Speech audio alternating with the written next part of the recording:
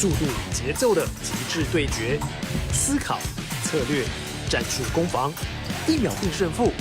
113年全国少年精英年度大赛，少年剑客的荣耀决斗。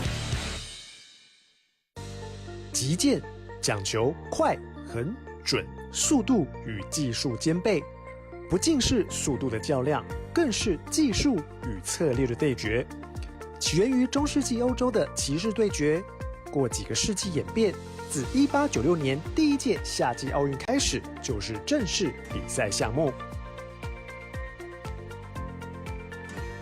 在击剑运动包含了盾剑、锐剑，还有军刀3种剑种，其特点各有不同。锐剑对初次接触击剑比赛的观众来说最简单易懂。3种击剑中，攻防最需要耐心的一种，且每一剑必须精准无误，攻击范围涵盖全身，击中任何部位都能得分。盾剑强调技巧和攻防的配合，攻击范围较小，攻击点限于上半身，必须用剑尖刺中躯干，每一剑考验选手的敏捷与智慧。击剑王子陈义通就是这项目的王者。军刀的比赛节奏是3种击剑项目中最快速的，选手必须快速判断对手的攻击意图，灵活的脚步与应变能力更显重要。无论砍击还是刺击对手髋骨以上到头部，都算有效的攻击范围。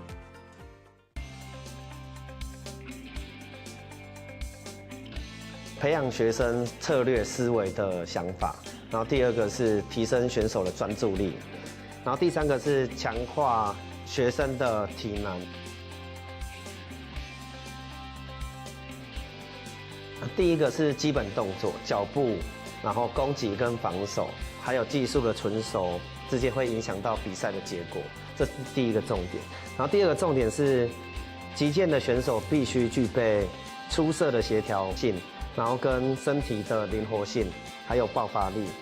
然后第3个是心理的策略，击剑比赛就像一场心理战，选手必须策略性的思维，预测选手的动作，并制定相应的对应策略，才能在比赛中获得先机。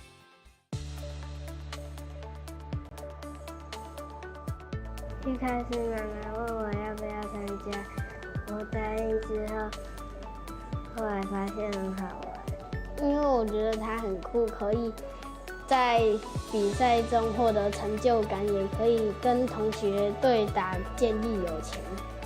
因为我来到忠孝国小，发现了有击剑社，而且我觉得他很帅，所以我才参加。我最喜欢的选手是李让，因为他练习很认真，是我学习的对象。我最喜欢现在青少年成能冠军的李让，因为他的速度很快，长得也很高，打得也很好，我也想跟他一样。我最喜欢杨景曼，因为他击剑很好，而且功课也很好。我希望他可以当我的榜样。我希望可以在这次比赛拿到前3，手部再加强一点，然后脚步再快一点。我想要把U11男子锐剑的金牌抢下来。我希望我的脚步还有动作跟速度可以加强，并在比赛中使用出来。我希望我可以得到U13女锐冠军。113年全国少年精英年度大赛，等你来挑战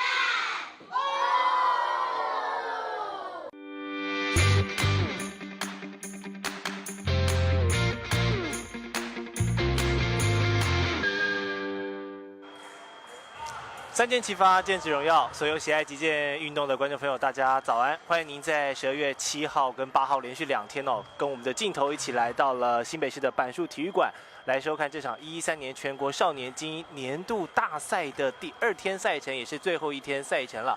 那今天很开心，在主播台这边持续邀请到的是中华民国击剑协会的监事吴敬德先生，和我董敬桥以及所有的台亚卫星转播团队一起为所有击剑迷服务。吴老师早安。早。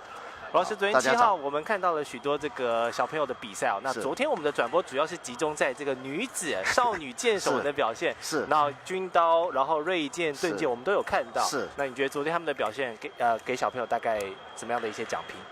他们都非常的拼，都很有拼劲，很有拼劲。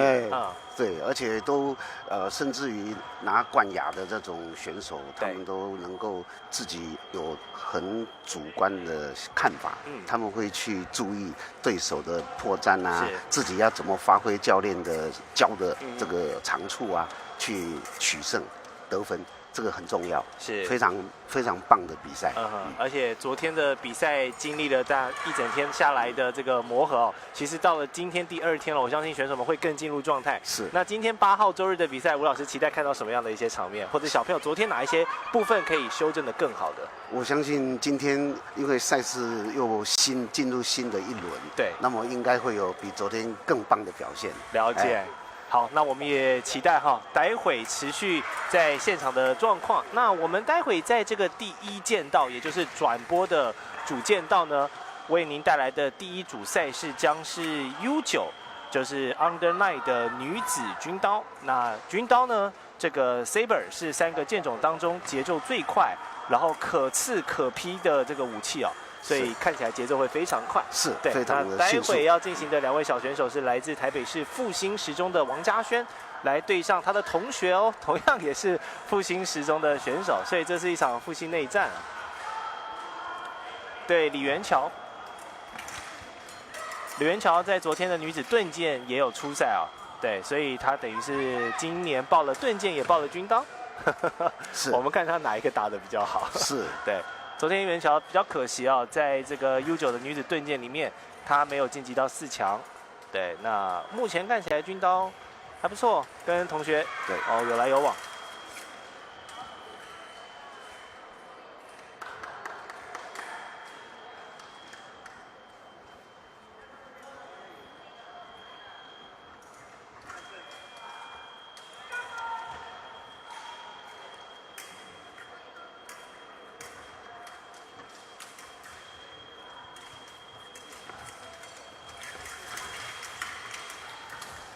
利用脚步再做距离的试探，打一个反击，来，结果先被嘉轩给劈中了。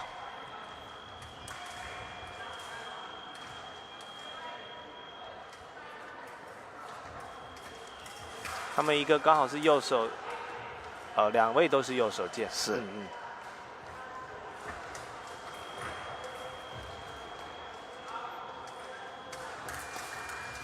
因为这个剑种它是有攻击权，所以裁判在主审在看动作的时候，他会去注意。那看起来好像2个人一起打中，但是实际上他还要去算攻击权，是还有攻击权。他们刚才2个人击完之后还很有风度的 shake hand 了一下。对，这个在这个击剑运动文化里面，大概是有什么样的情况会这样呢？老师？因为就是本身它是一个绅士的运动，对。那么就是比赛完以后还是很有礼貌的，不管胜负，所以要有一个友善的一个握手。昨天也有看到2位打完会示意一下啦，但是彼此握手的情况好像比较少见了哈。是的，所以代表说这个复兴给小朋友的这个击剑教育不只是他们在场上的技术，连整个文化啊，还有他们的礼仪啊，都有给他们这个很好的教育。所以看打完还也很友好的握手一下，是很难得，很温馨，对，很温馨。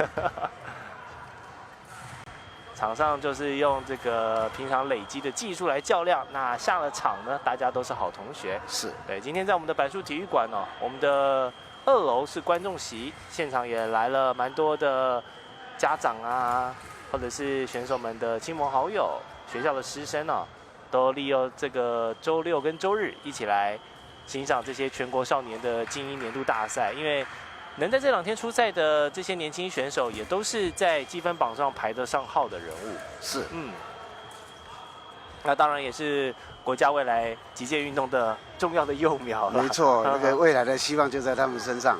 对。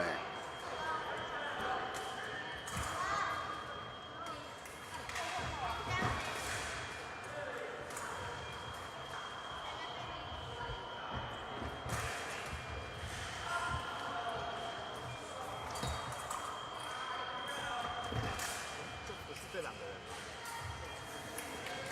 刚刚上课的这个是我们再确认一下哈。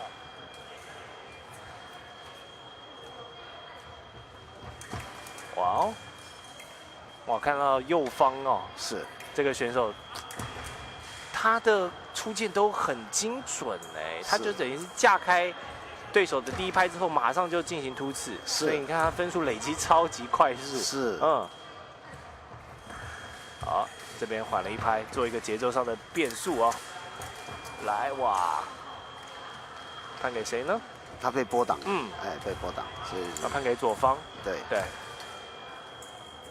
哇，所以我觉得以3个剑种来说，真的是军刀的主审裁判比较辛苦一点，是他要看的眼睛都眨都不能眨一下。对，然后你要看细节，然后还要判这个攻击权。是，因为有时候他的战果就是刹那间0.1秒就出现了。对，好，所以在 U9这个女子军刀的初赛循环哦，小朋友只打5分，所以节奏真的是非常快。是，而且各位可以在刚才镜头上看到小朋友他比完以后，会把连接在身体的那个导线，对，他轻轻的放回去，这个是非常好的规矩，非常好的规矩，对，这表示他们的教练在这个训练上都是很到位。一定要的，对，像这种。不管是文化来自西洋的军刀，或者是说在日本的剑道哈，他们只要进到一个场馆，先跟那个场馆先敬礼一下，那种感觉。是，对。而且他这样子轻轻的放回那个导线的话，可以确保第一个机器可以工作良好 ，OK， 然后再来也可以确保下一轮的这个选手他们在使用的时候不会有故障。对，这是非常好的传统。好，下场比赛来台中市的树德国小的李清新对上新北市文德国小的林佩佩。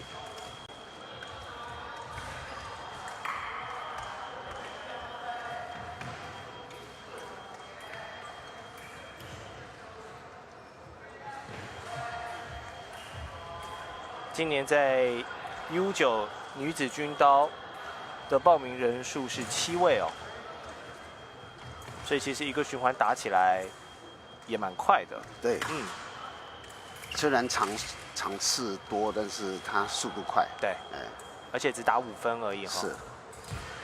好，这个是他头盔的那个是防掉绳哈。对，那个导线。对。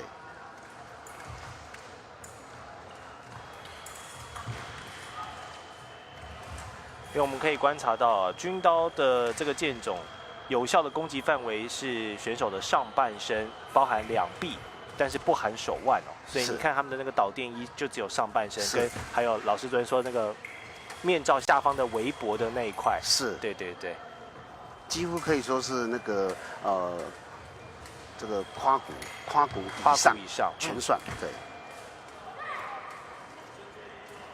那也是3个剑种里面这个攻击有效范围第2大的。那最小的当然就是只有我们躯干的盾剑哦。是。盾剑连那个刺中2臂都不算。对，它是主要躯干而已。对。那锐剑当然就是全身都是有效范围。对。所以在不同的剑种跟不同的这个使用的风格跟打法就会截然不同。对。那它之所以这个有效区域发展成上半身，就是因为这个剑种原来它就是那个骑兵队在马上作战，所以在马上作战，当然攻击的部位就是一定在上半身。对，它都有这个文化的传承的。是，所以以前军刀最早也有叫马刀，对，或者是佩剑哈。是马刀。确实多了一个砍劈的动作，在这个变化性上就会比较多。哇，你看小选手后面线材一堆哈，对，可能有时候也需要主审裁判老师们帮他们弄一下，毕竟他们年纪还比较小一点。哦，这2位都比较还是在做突刺的动作哈。对，可能年纪还比较轻，还慢慢在摸索这个对军刀的玩法，对给的变化性，他们现在就是在这个年龄段，就攻击跟防守相对就是比较单纯一点，是没有那么大的动作跟变化。对。好，接下来的2位选手是来自东大附中的廖永晴，还有新北市三光国小的张雨晴。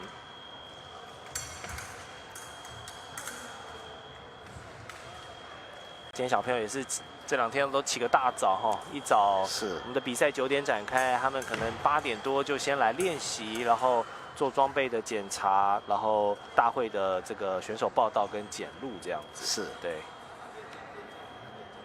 然后也12月了，把这场比赛打完，然后2024年也就差不多要进入到尾声。然后昨天的这个，因为昨天赛会有安排这个冠军选手来我们的主播台访问哦，那我也都有问他们2025年对自己的一些期许啊。当然小朋友年龄还小，可能那个表达都还比较深色一点，对他们就说啊，希望明年还是可以好好打这样子。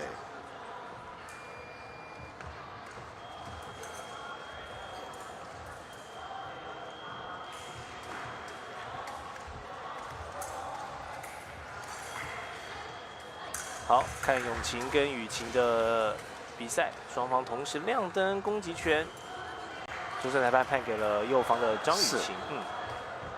哦，这个往后闪很好。有时候选手还没有进入状况哈，都只想着就是去动这个手上的军刀，没有想到其实脚步很重要啊，用脚步去后撤跟前进。没错。头盔给他在，因为小朋友嘛，那个头盔可能有时候对他们来讲会比较松。对，为安全起见哈，是要再 secure 一下。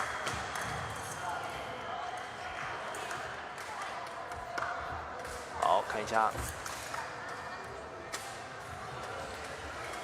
廖永晴感觉靠着臂展的优势，在得分的效率是比较好的，因为他裁判一喊开始，他马上就往前进攻。所以比较采取攻势的打法，对。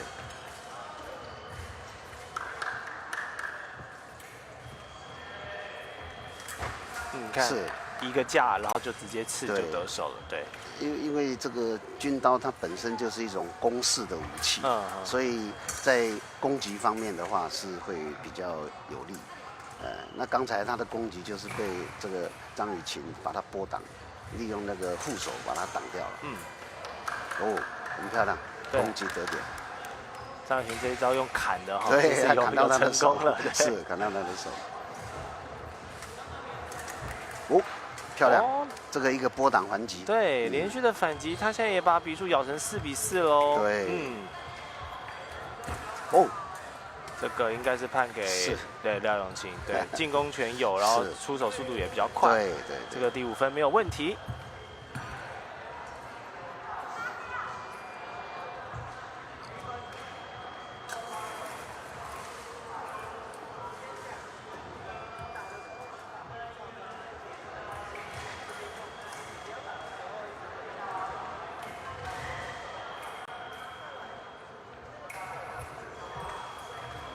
赛道上的这个电缆线哈，是对，因为赛程很密集，所以上一组选手打完，马上就要把这些装备给脱卸下来啊，然后交给下一组的选手。有时候也看到蛮温馨的场面，就是小选手们可能不是同一个学校的同学，但也会互相帮忙一下。是的，是的。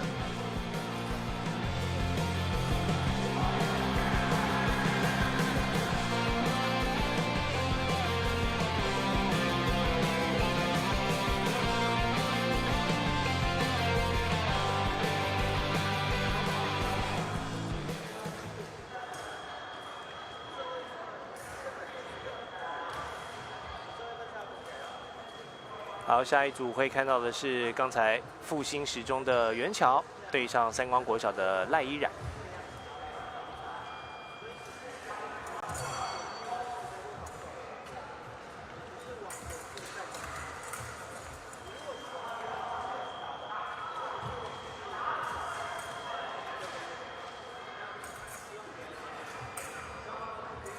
依然的 OK 有，刚才第一时间没有亮，是对对，是确认一下没问题，那比赛就可以展开。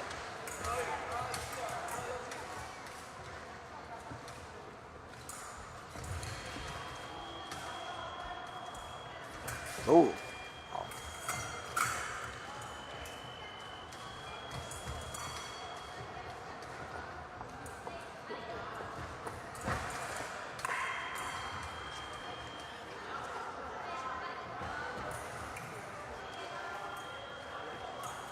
李元桥快速拿了2分哈，是看他个子小小的这他个，比较抢攻，对，军刀握在手上，感觉都快跟他的身高一样高的那个感觉了啊。这一点打得很漂亮，这一点。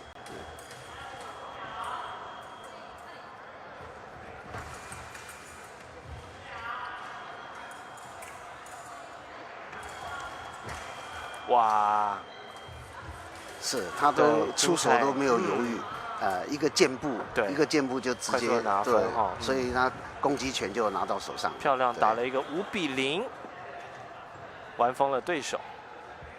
同学上来帮忙拆卸一下电线，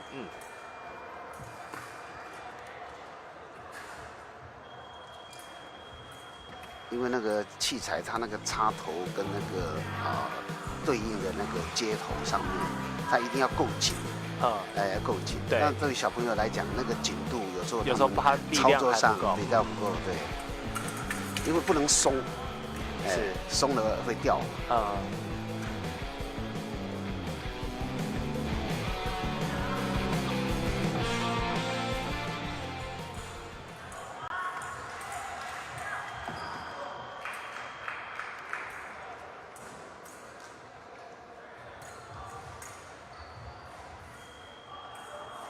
好，初赛的循环持续在进行哈。王嘉轩对上李清新。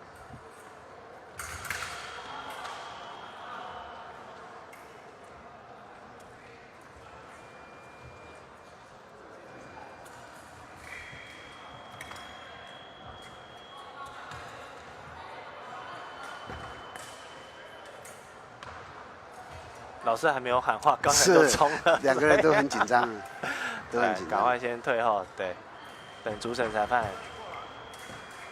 示意之后才能攻击啊。那个左边波挡还击。漂亮的劈头，有得分吗？有，他那个还是波挡，还是对波挡，还是被王嘉轩给拿到。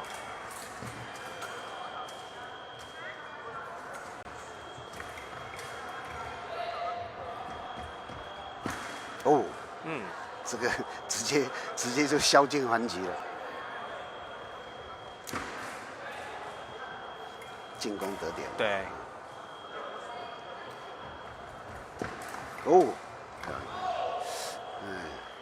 被他波挡了。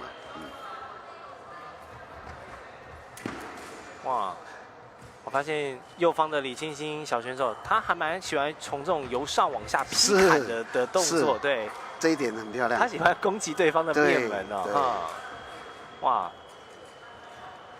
他就是刚才他改变了打法，对，他前面的3点，打法都跟后面2点不一样，对。然后呢，他从第4点开始，他往前，然后呢，好像要跟以前一样的进攻，但是实际上他把剑呢，对，往上扬，刚好那个时间差，因为对方预期他还是会从原来的方式，所以对方就停顿了一下，那一刹那他抓到了，所以他第4点的时间差打得非常漂亮，就是有做一些得点上战术的设计哈，这个很重要，很灵活这样，因为毕竟只有5点，对，5分而已，那你当然就是要打对手一个措手不及，就是对，而且他手一扬高，他那个军刀那个护手，刚好对方如果想要做狙击的话，就会他护手可以把它架住，对，很好，他后面2点打得很那个。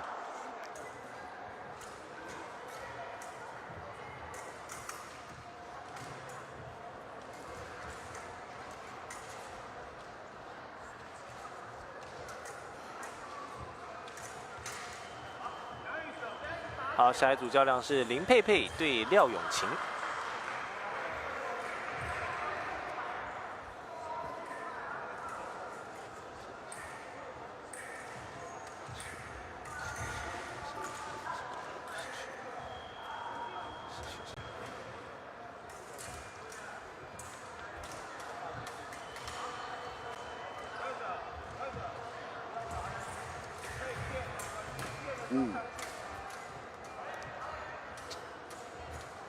不错哦，廖刚才的那个闪身是之后再做进攻。对，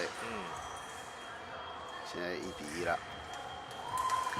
哇，差不多跟刚才第一分对，都是一样，他拨挡还击，拨挡还击，对。看来这个方式是他蛮有效的一个得分模式。哇，还是一样，对，他抓到他的箭路了。这样子佩佩就会比较麻烦一点。对，他在等他现在节奏有点被廖永琴给带走。对对对。麻烦请交到大会这边。好，请各队注意一下，如果各位教练有拿到各场地的教练证，忘记缴回的，麻烦请拿到大会，谢谢。哇，终于这次成功了。是。对，佩佩突破了廖永琴的反击，追成了3-4。好啊，最后廖永琴眼明手快往前的突刺，拿下了关键的第5分。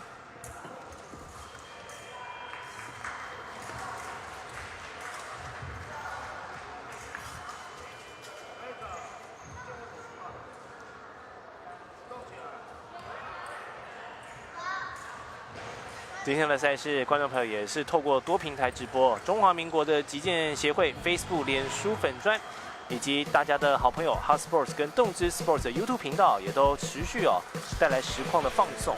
那因为这个赛事也都有留言区啊，所以也欢迎大家帮小选手加油，或者是您对于击剑呢有任何的运动想法、好奇，也都可以留言，我们的小编也会很乐意为大家服务。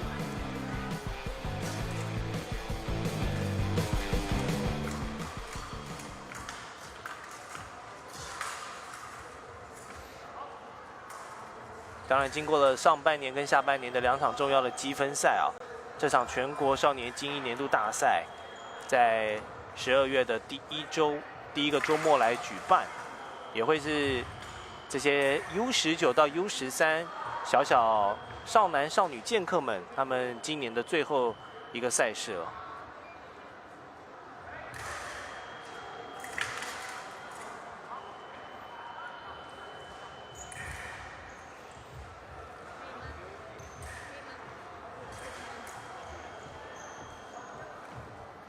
大会报告 U11女子论剑8强选手，请到第3到6地准备比赛。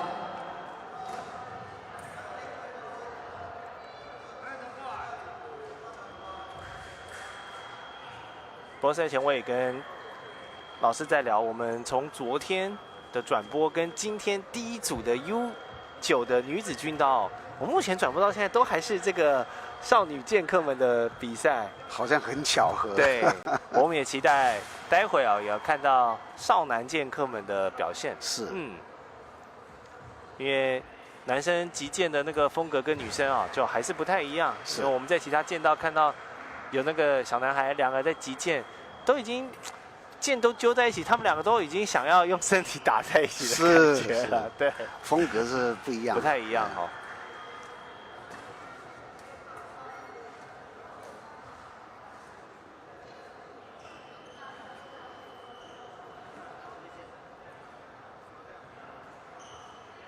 来看到李元桥对上张雨晴。哇，这个箭步漂亮，非常好。他反攻。对。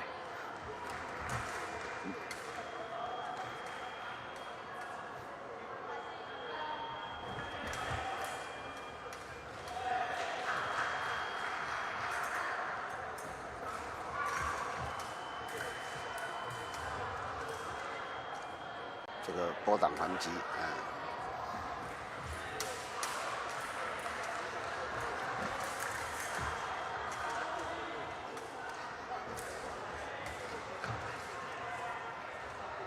寻找对方的破绽出现，要有耐性。这个抓到那个脚步的移动瞬间，他狙击他的得点。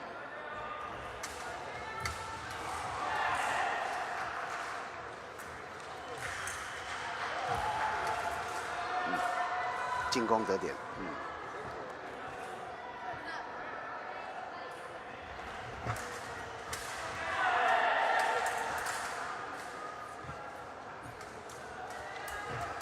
哇哦，对，很漂亮。对，李元桥波挡后面几个往前突刺哈，对，距离感还是被张雨晴给把握住，所以突刺没有得手之后，自己就暴露在被击中的风险当中，最后被张雨晴给拿下了第5点。不过李元桥不错，因为他又报名盾剑又报名军刀，所以他打2个剑种，这周末2天对他来说，比赛比人家多，经验吸收也比人家多。没错，没错，对。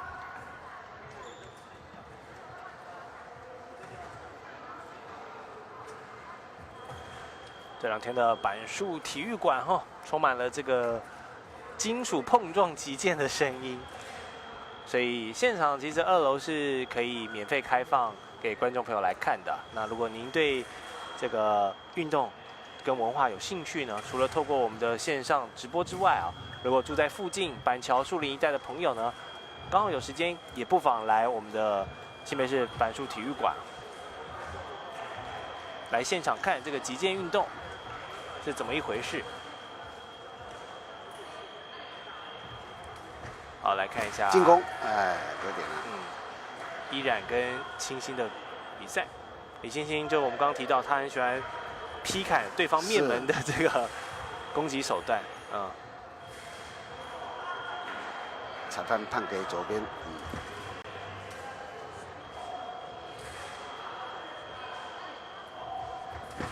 哇哦，不错，这次把剑打直，是，争取最长的长度，没有犹豫，对。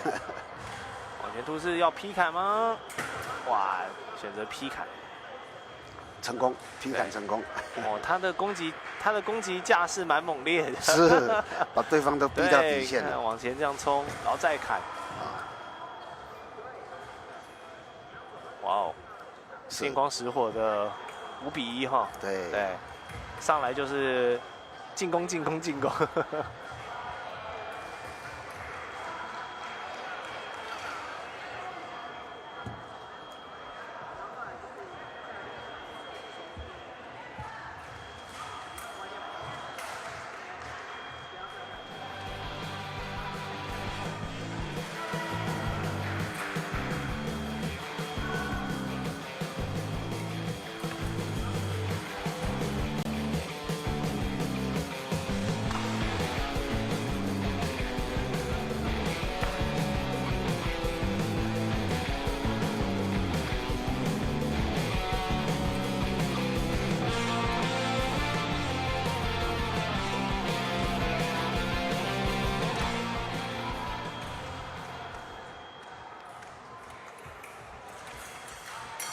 其实击剑运动过往也有非常多的影视作品哦，以击剑这项运动为主题，然后呢，拍成不管是这种青春的校园剧啦，还是这种剑客决斗的这种历史剧哦，其实都蛮多的。是，对，而且有一个影片很有名的，就是《击剑大师》。击剑大师，对，他名字，他是在介绍一个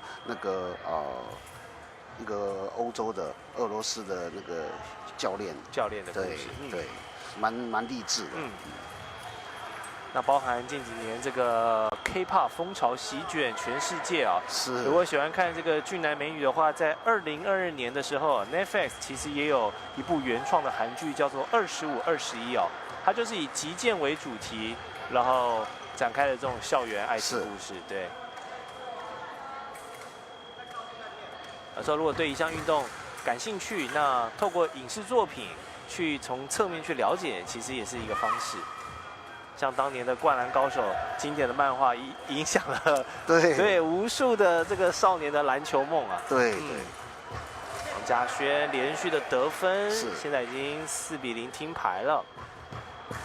因为他的攻击都没有停顿，非常流畅，对，所以非常流畅，攻击权都掌握得好。是。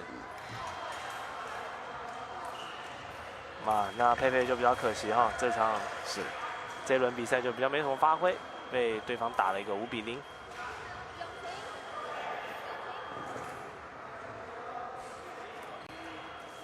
哇，那个我们看军刀哦，是护手的那一圈真的好大哦。是，因为他原先的用意就是你在骑马作战的时候，对，那很重要的手指头不能被受伤，对，手指头受伤那个剑都握不了了，所以就等于废了，所以他那个对手的那个保护啊是比较很够的，对。等于是一个小型的盾牌啊，就是看这个击剑手他们怎么去发挥。是，对。技巧好的军刀选手，他甚至于在进攻当中啊，都可以顺势的利用那个护手，进行就是说既防守又攻击的一个动作。这个已经是这个人刀合一的境界了。是。他可以在对方进攻的当中啊，他同时波挡，同时瞬间反击。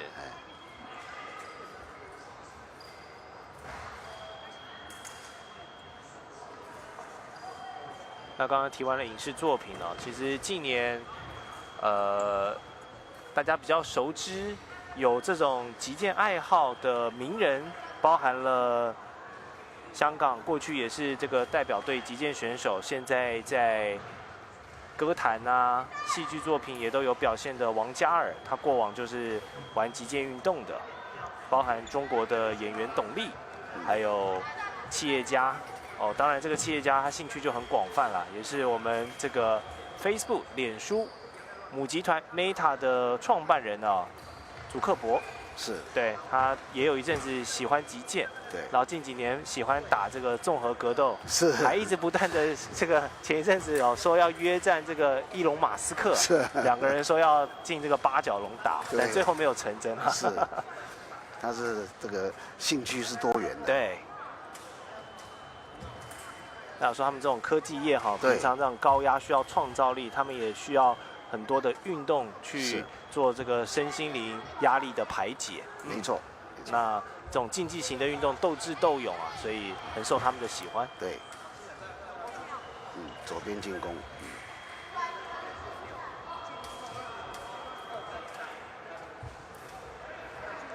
李元桥对永清。体型上永清比他高了一个头啊。对，所以他刚才在退的时候，那个李元桥就比较跟不上。对。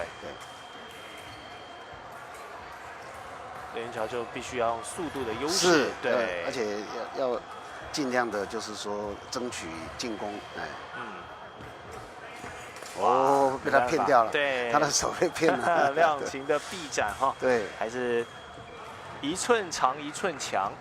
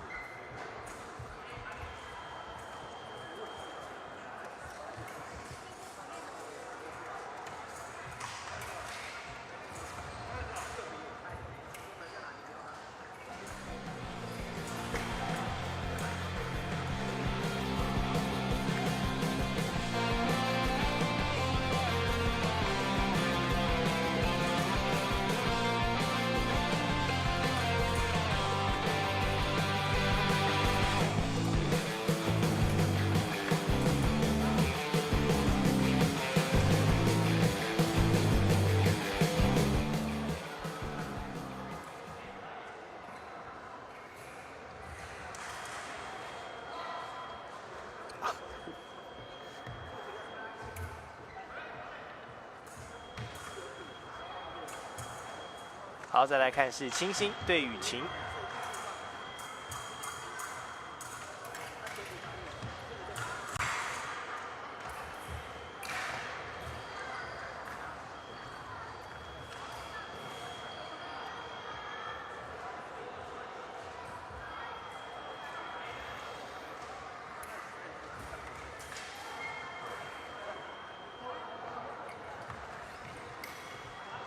好像对小朋友来讲，整装对带备战的这个过程要比那个作战的时间还要长。对，毕竟他们年纪还小哈，是，对这些器材也都还在慢慢熟悉，所以慢慢看他们慢慢穿装备也是蛮有趣的。对，很可爱。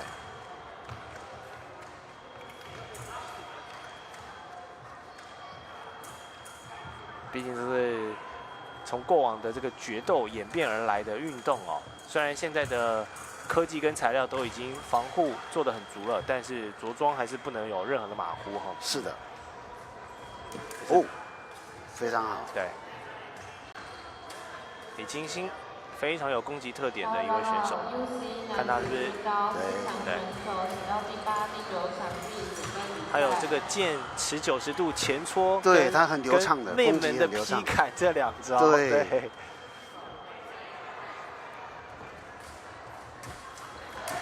哦，哇，被波挡了。对。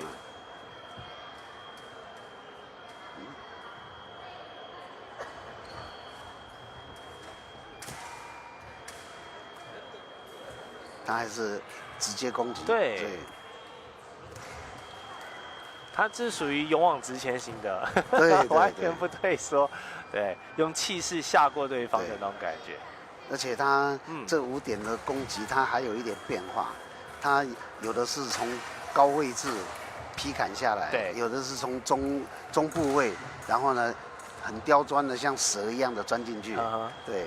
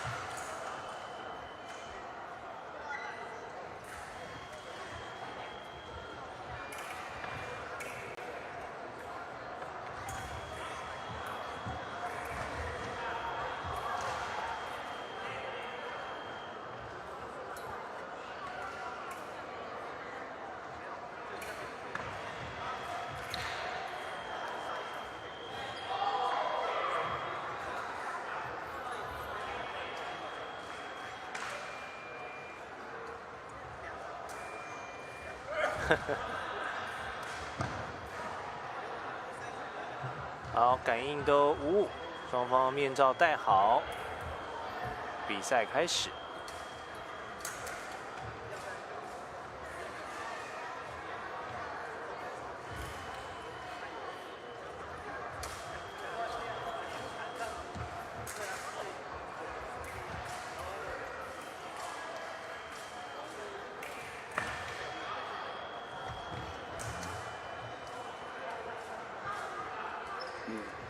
裁判认为同时，又是一个很接近，但是判给了他刚才就是裁判认为赖依然他动作他有犹豫，所以他是判攻击权在右边，对。哇，那这样佩佩就打了一个5-0哦。是，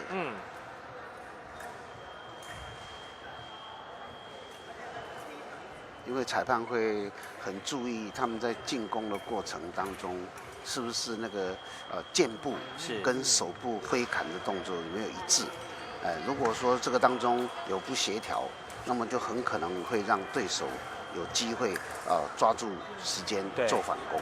对，所以这种攻击权也是在非常这种毫秒之差在不断的做转换。是，这是考验主审裁判的经验了。对。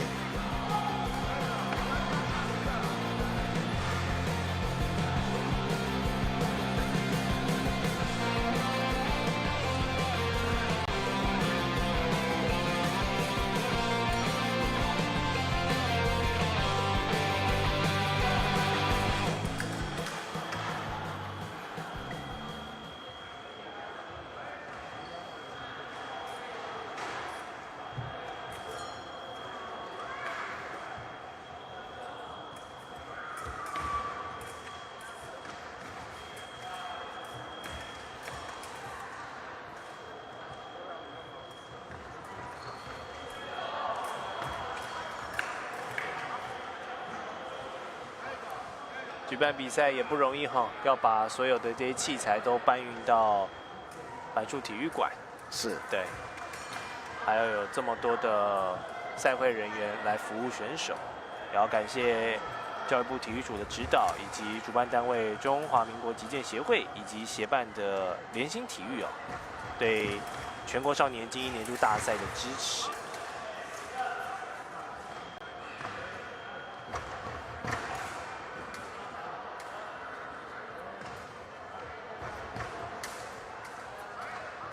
贾璇，波挡，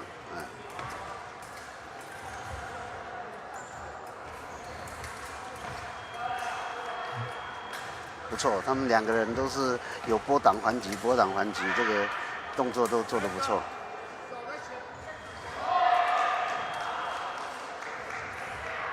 这个做了一个敲剑攻击，哇！对，趁是趁对方挥空的时候，对，马上做反击，抓时间差。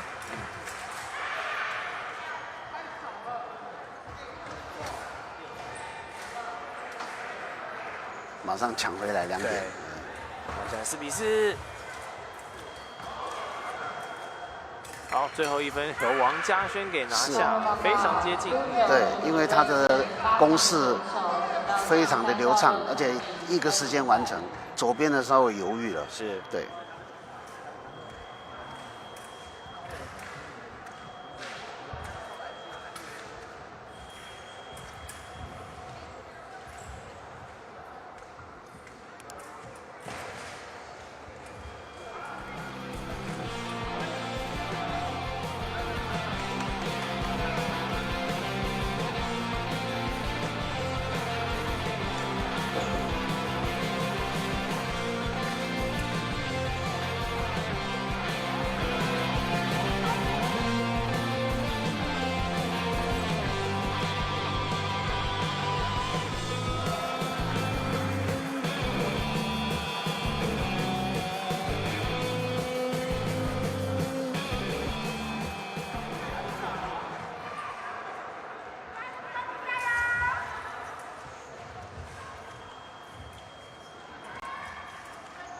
好，清新对元桥。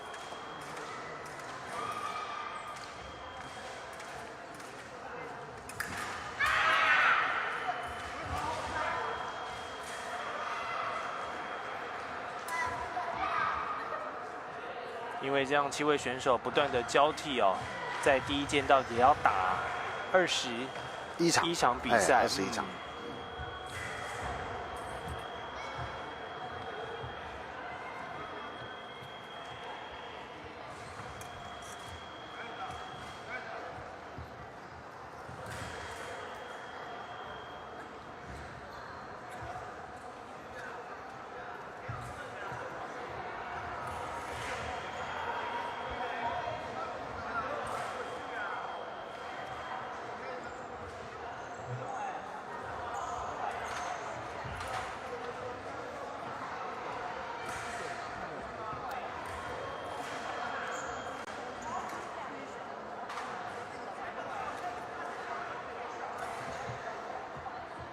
怎么了？他好像需要帮忙哈。是。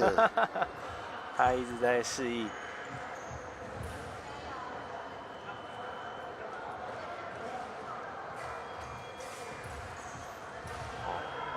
还是要小心哈。对。最好还是把面罩戴好之后，再去做一个这个试电的动作。万一这个位置没有弄好，对方在试电的时候，还是可能会碰到你这个裸露出来的皮肤的部分。还是要注意安全。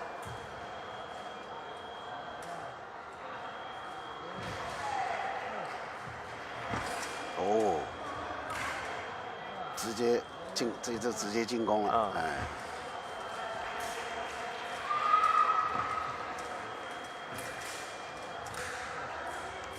得点，进攻得点。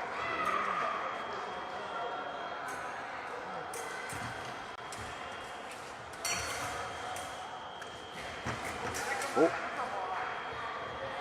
是。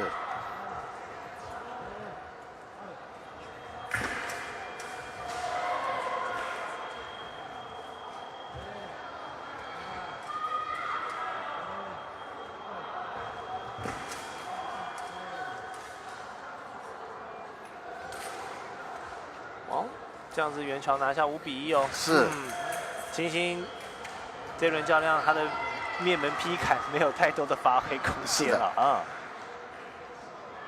有时候就是可能刚好每个剑客的这个风格不一样，有时候遇到风格比较相克的时候，自己的方式就对会比较受到限制，打起来会比较不顺畅。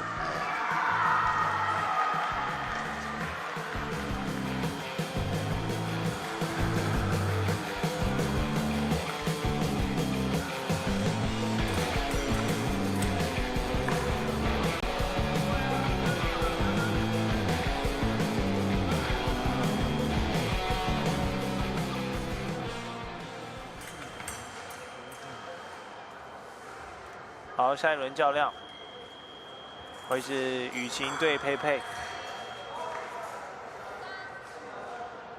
啊，现场还有人架起了手机啊。是，对，也是自己。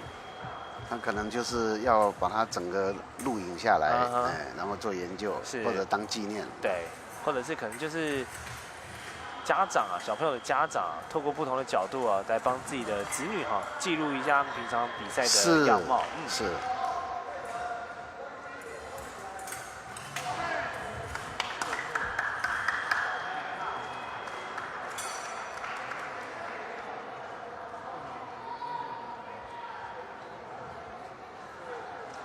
其实近几年这自媒体很发达哦，在 YouTube 呢也有一些这个以击剑哦为主题的 YouTuber， 包含了这个静云，大家也可以去搜寻他的这个频道内容哦，介绍了非常多击剑相关的文化。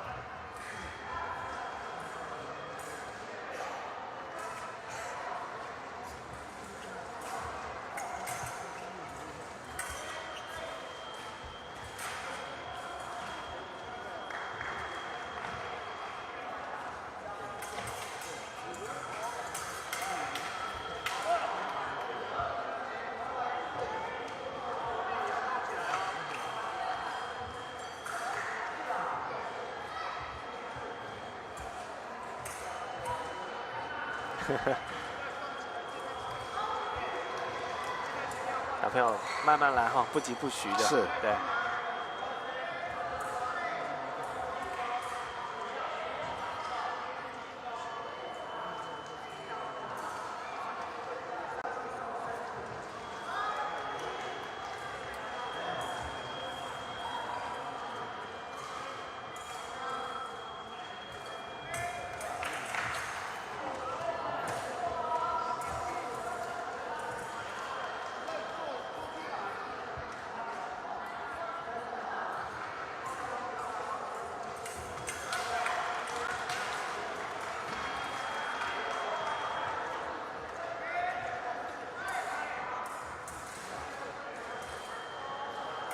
好，持续进行 U9女子军刀的初赛循环，在我们的第一剑道要打21场对决。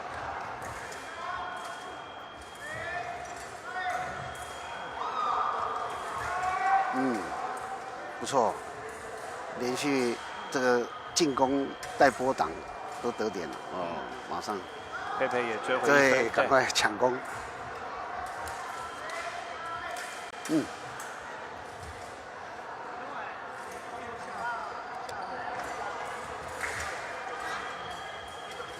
他击剑的时候是，都会把自己的另外一只手藏在那个袖套里面，是，怕被敲到。对，主要是以前可能有不小心被划伤过，还是因为衣服太长了，这样他可能比较安全感。对对对。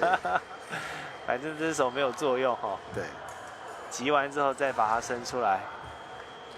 小朋友怕被打到手嘛，因为有时候剑挥过来的时候很难讲。有时候对，有时候在缠斗的时候哈，我们去看那个男子选手，他们其实在缠斗的时候，两个人就在一起，那个剑还在那边是疯狂的往对方上吐，就是看可不可以得点这样。那有时候不小心，这个唯一的那一只非惯用手，就是没有任何的保护。是，对啊，因为大家都是这个每一点都要争取到最后。对。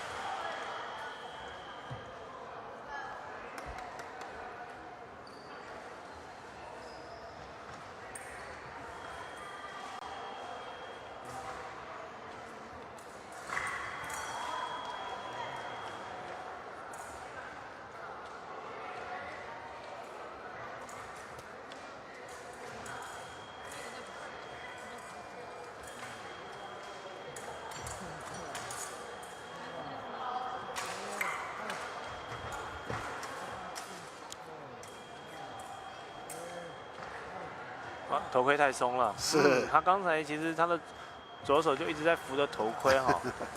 对他们来讲，这个头盔太大了。对。先把头盔弄紧，不然影响到自己的发挥。对。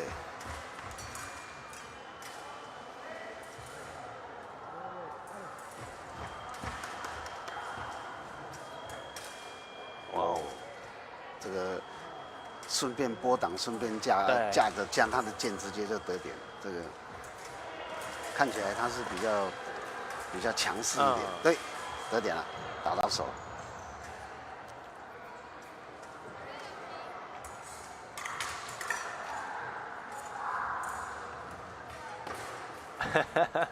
是，对。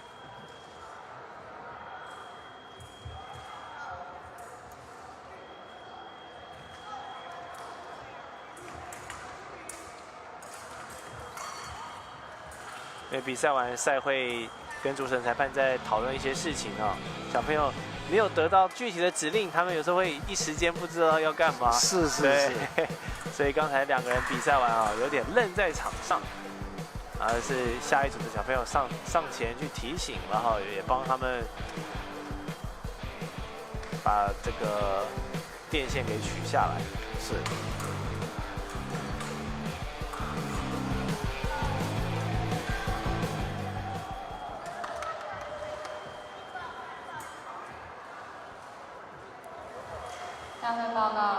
好，来到这个第18场是廖永晴对上李清新。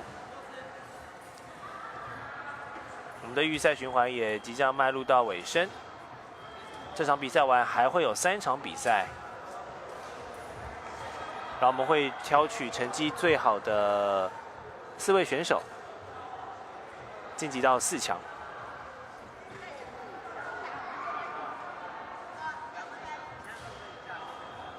所以对于这个组别来说，就是7取4，要把握最后机会，把自己的这个战绩再打好一点。好，率先得分的是廖永晴。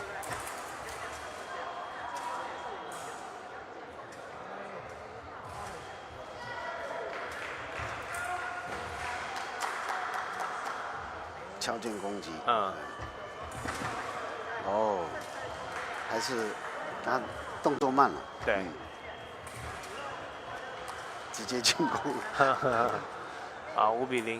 是。对啊，因为这虽然都是报 U9啊，但是可能有些孩子年龄比较大，有些孩子年龄比较小。是。对，所以打起来可能还是会有些落差。可能有些8岁，有些可能才6岁而已。对，因为毕竟同一个级别，但是他还是有岁数的这个落差。是。更何况小朋友在这个阶段，有时候1年的差别，那个级数就很大了。好，那下一场第19个场别是林佩佩对上李元乔。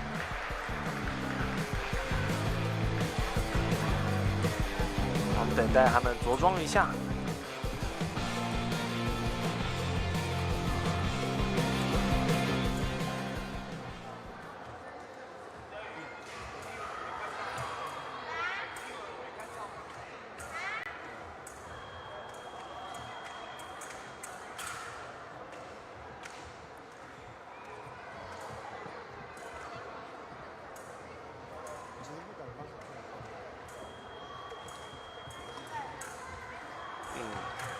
元乔可能是比较需要帮忙哈。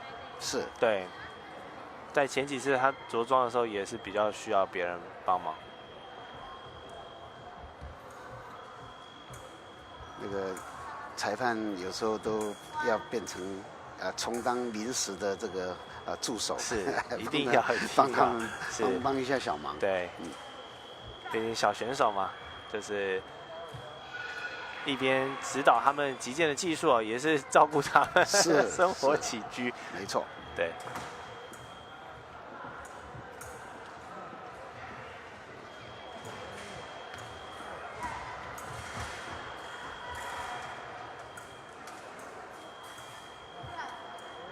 啊，虽然在着装跟这个电线穿着上需要人家帮忙哦，但是一旦都着装完毕，李元桥的这个进入比赛的状态是蛮好的。对，嗯。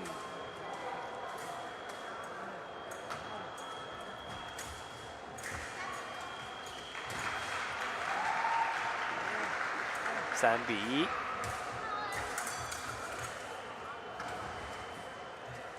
哇，快取胜了，4-1。嗯，对，因为他刚才连续3个点，左边的选手在前进的时候，他那个动作有中断，所以他刚好在那个时间，他就把他自己的攻势，把它完全发挥，所以他裁判都是判右边的右边选手。左边虽然有前进，但是他前进有大概0.1秒的这个停顿，是那个0.1秒就已经把这个攻击权呢转换给对方了。是，所以看起来好像2个人几乎同一个时间砍下去的，但是事实上还是有那个误差的。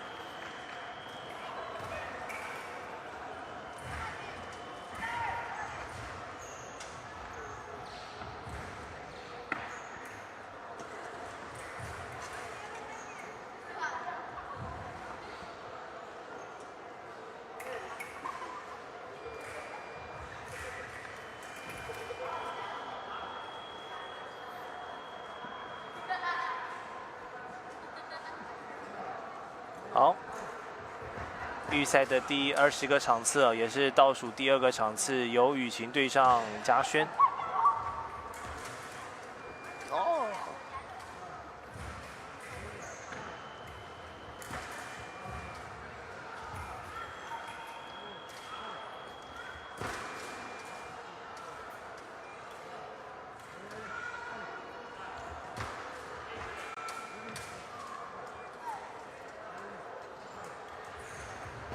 哇，嘉轩的突刺，对，快很准啊！对，他不犹豫的，对。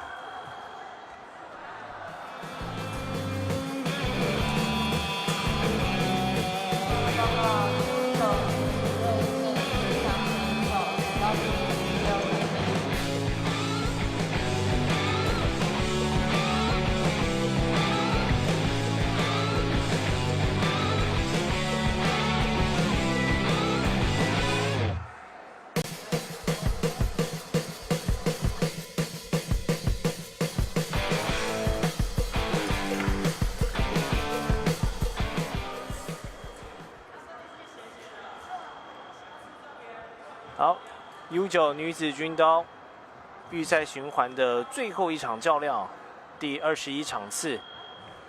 我们看一下依然跟永晴。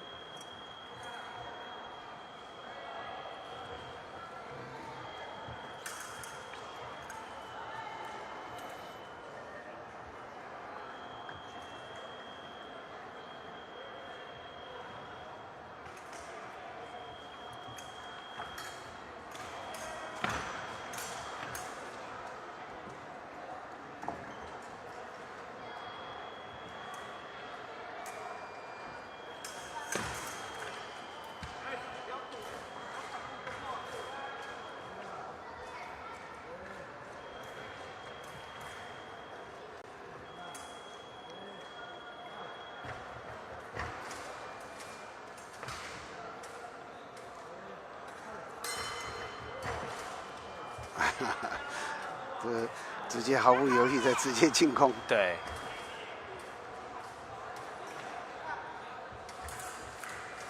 不错，敲键攻击。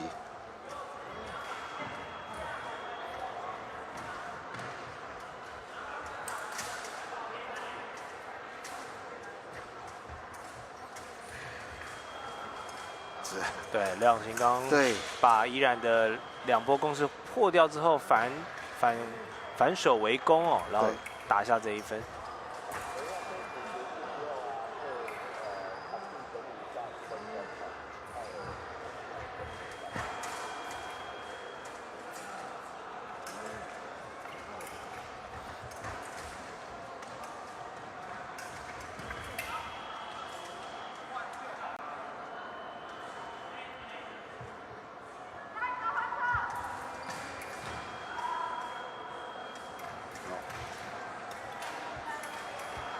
廖永晴的最后一点狙击他，利用对方攻势停顿的这个空档，这个反攻得点。好，那这样子我们就得以看完这个 U9 女子军刀预赛的所有轮次了。那我们的第一剑道呢，会先进行一下场地的整理。那么主审裁判呢，也进行一下刚才这21场次所有得分选手之间的这个战绩的评比哦。然后更多的比赛，我们待会再回到转播现场，持续来欣赏今天的113年全国少年精英年度大赛。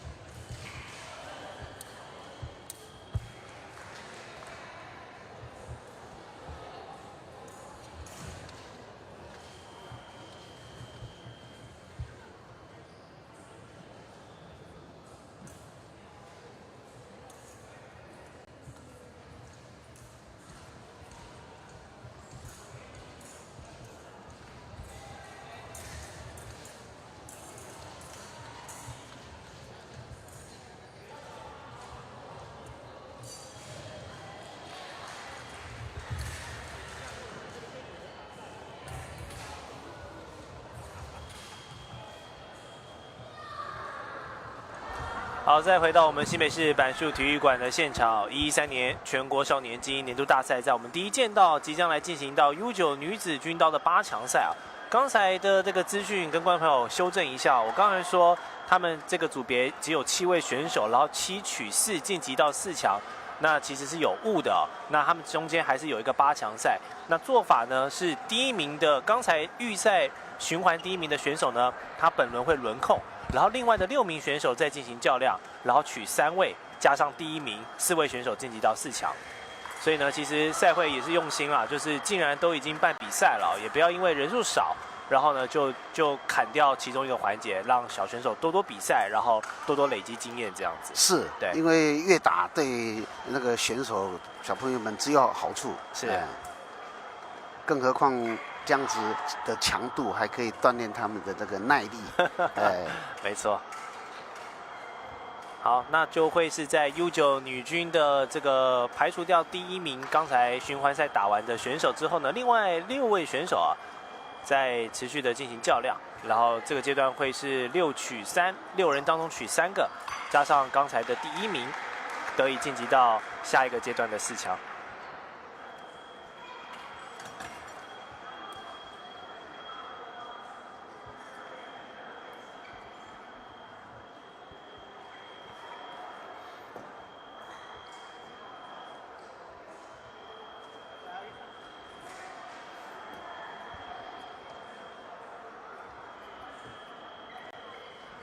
今天小朋友如果比赛顺利的话，应该也会在下午的应该2点3点左右可以结束全部的赛程哈。是的，那这样子周末至少还有下午跟傍晚可以跟爸爸妈妈一起去在周末好好休息一下。是，尤其拿到好名次了还可以庆功。是。冠亚选手请到第3场地准备比赛，3、4名选手请到第4场地准备比赛。好，2位选手组装完毕，那我们的 U9 女子军刀的8强舞台就展开了。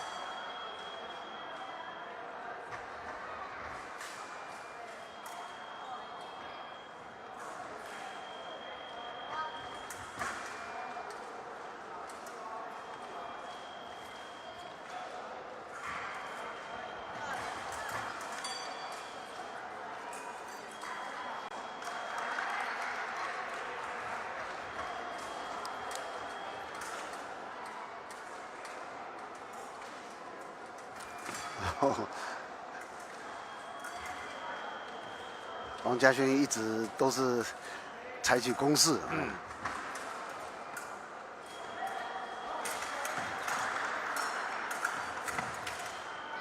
休息1分钟。对。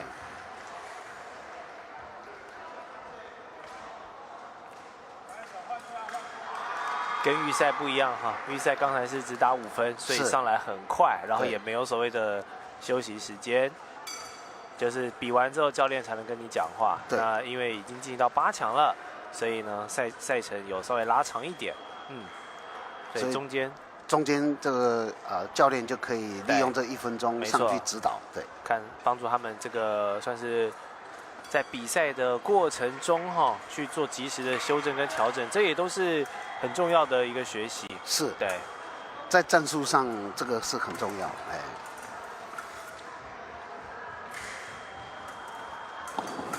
王嘉轩听得头头是道的。现在颁发 U11男子军刀。好，那短暂的休息时间结束。前8名，有请中华民国击剑协会谢家龙监事为我们颁奖。好，2人的 round 2，等待一下依然。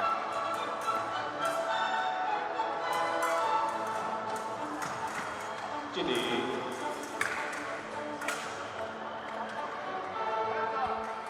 第8名，新北市板桥区文德国小林兆宇。第7名，繁星击剑学院郭家生。第6名，台中市威格高中附设小学林佑伟。第5名，台中市威格高职中学附设小学黄佑佳。第4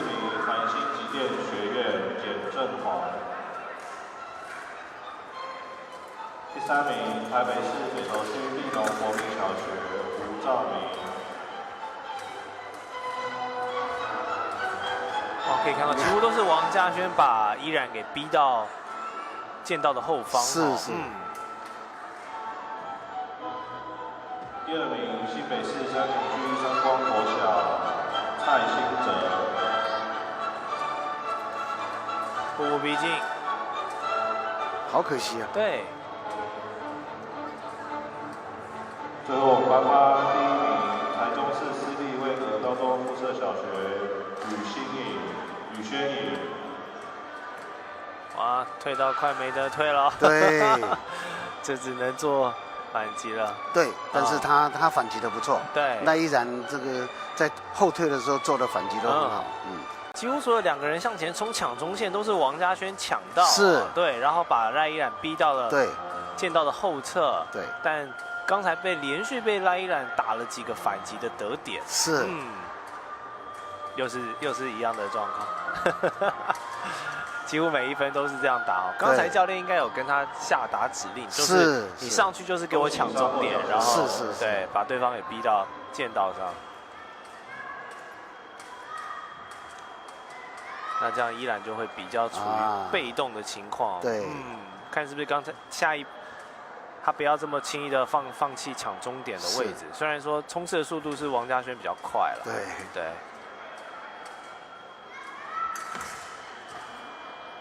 因为你一直推到后面，真的你后缩的机会就很少了。是，你看他这一点又被赖依然抢回去了，哎，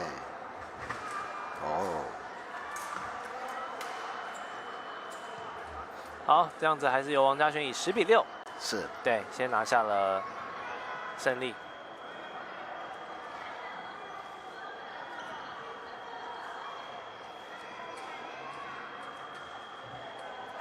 哇，大家都礼数很充足呢。是，连教练跟主审裁判都上来握手这个示意哦。刚才连续的把依然给逼到剑道后方，如果他2脚都离开红区，他就直接判掉分了。是，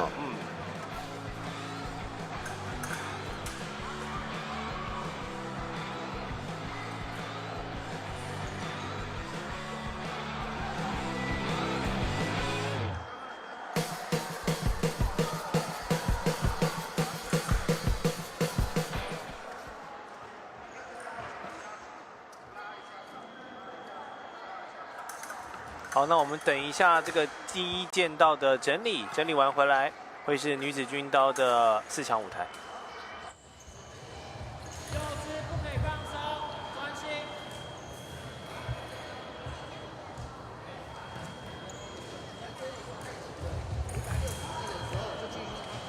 他怕你打，你打了他。用力，看准再出力。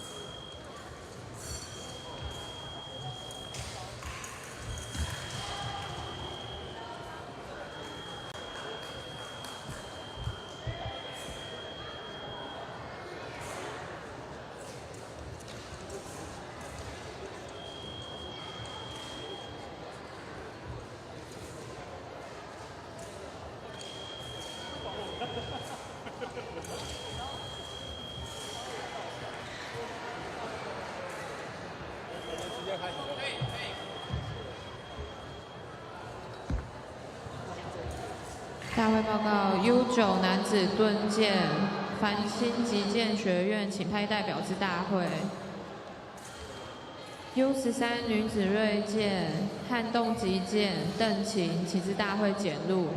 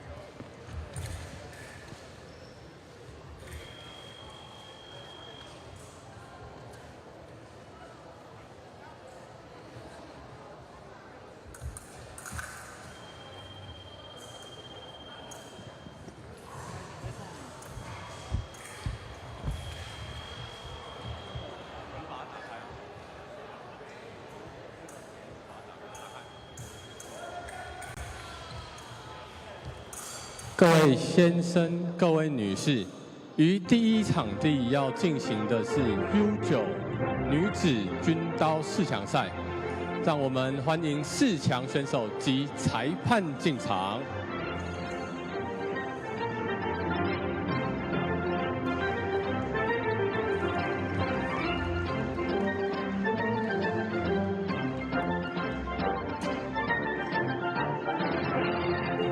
选手及裁判介绍。首先，来自财团法人东海大学附属高级中等学校廖永晴选手，来自树德国民小学李清新选手，来自复兴实验高级中学小学李元桥选手。来自复兴实验高级中学小学王家轩选手，本场执法裁判为林少君先生、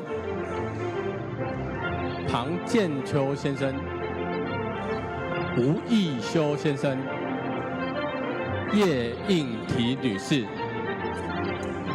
各位观众，让我们再用热烈的掌声为选手加油！那现在我们就开始执行我们4强的第一场比赛。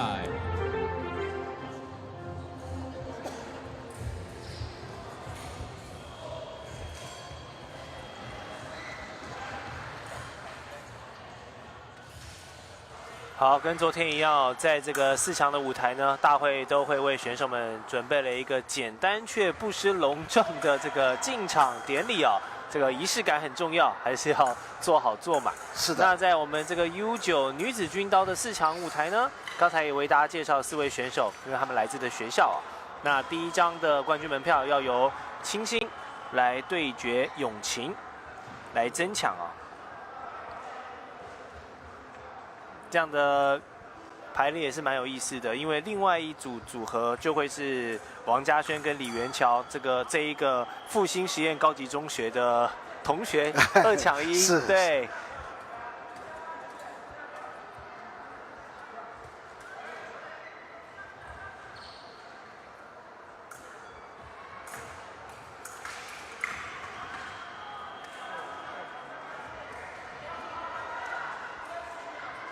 OK， 双方选手测试军刀的感应没问题，那比赛即将展开。U9 女子军刀的4强。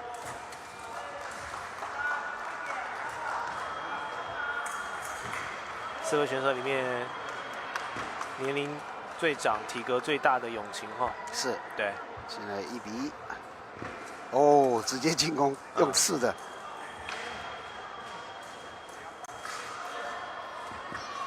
漂亮漂亮，对，他出其不意，是，他这个举刀的位置哦。对对对对，刚才那一点是很漂亮。哇，力道之大，3点都是用刺的。哇，李星星对于剑尖位置的把控蛮好。对，很快先拿下了5比2。而且10之8九，因为直觉上他军刀他会用砍的，对，然后他就出其不意，所以很聪明的，他突然间改变用刺的，这样有时候打法上的改变啊，会把对方的那个节奏，准备要拨挡的那个节奏把它乱掉了。对。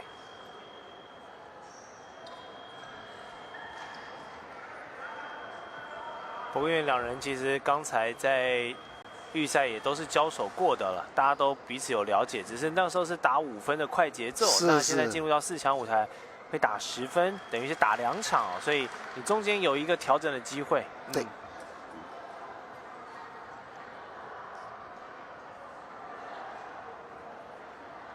好，双方都提早交代完这个战术，然后等待休息时间走完之后，双方的 Round 2。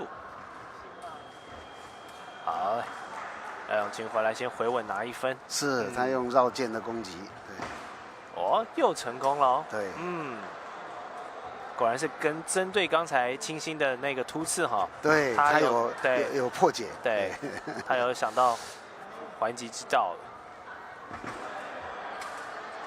双方现在这种突刺在做决胜负，所以他廖永清就把他架剑，对，他现在用野生之手，然后把剑架开，也直接刺他。哦，这一次挡下，再一个第2波，成功拨挡。哇哦，双方都有得分的武器呢。现在咬成7比7，挡下，李星星要劈砍了吗？劈波被廖永清给挡下，现在做威胁的姿态在后撤。哦，漂亮漂亮，这一剑很漂亮。他剑没有拨开，所以这件刺击成功。这个有了，一来一往啊。哦，拨挡，他的剑又被他挡开了，他现在知道他用这一招。哇哦！对，最后积极的抢攻哦。对，拨剑之后的突刺，廖永清完成了逆转哦。他反应很快，对，他知道对方剑会摆平的，又刺他，是，他就用改成敲剑攻击。Round 1的时候他还落后，果然这个1分钟的调整战术是有效的。是。那我们就恭喜廖永清率先拿下了 U9 女子军刀的冠军战门票。那我们的第一剑道稍作整理回来看复兴实验高级中学的一场内战哦，嘉轩对他的同学袁乔，两个人谁可以代表学校呢拿下通往冠军战的门票？我们待会回来。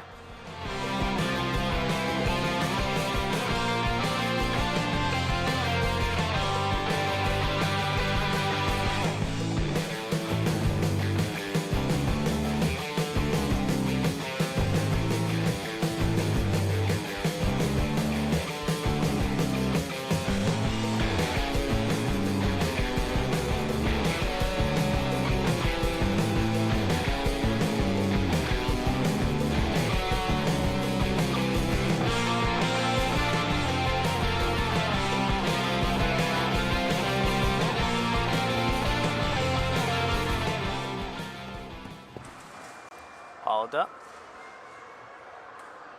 现在进行的就是来自台北市复兴实中的2位选手啊。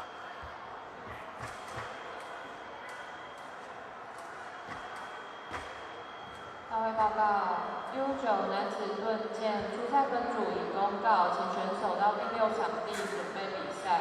这个劈砍，对，他等时间差。等对方想要拨挡，他利用那个时间差，他再反攻。到初赛分组已公告，请选手到第9场地准备比赛。两人来自同一所学校、同一个击剑队哦，平常一定就是对练的同学，没错。然后这次都得以杀进到4强，也算是代表学校的成绩很不错哦。对，哇，好快！王家轩对，他用同样的方式抢回来3点。他都等对方进攻，然后呢，他敲键反攻，敲键反攻，连拿了3点。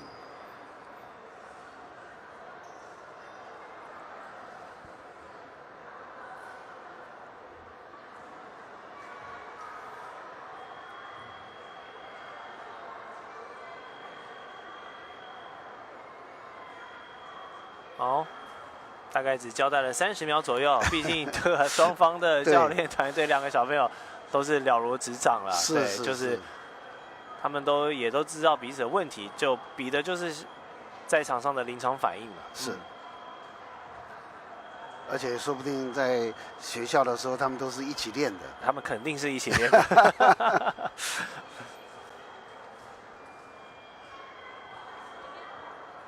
好，我们来看 Round 2哈，现在王家轩能否把自己的优势继续保持下去？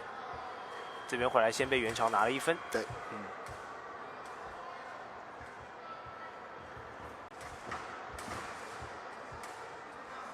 哇，有哦，对，哦，他一回来就连追3分，是，抢回来了。啊，代表他吸收教练的指导，对，很快呢。对。好，双方现在又战成6比6，2个人都用刺的，对，平手，哦，他先架键，王家轩先把键架开了。哇，家轩有一些臂展上的优势哈，是，在突刺的情况下，现在连续的得分，来到听牌的阶段了，元朝还有机会吗？被拨挡啊。拿下1分，2分之差。现在这一个关键的双方击中，最后判给了王家轩抢攻。对，那我们就恭喜家轩哦，得以代表复兴时钟杀进到冠军赛。他待会即将跟廖永晴来进行冠军之争，而元朝呢，则是要跟李清新来打季军战。我们的第一剑道持续有 U9女子军刀的最后2场比赛，待会回来。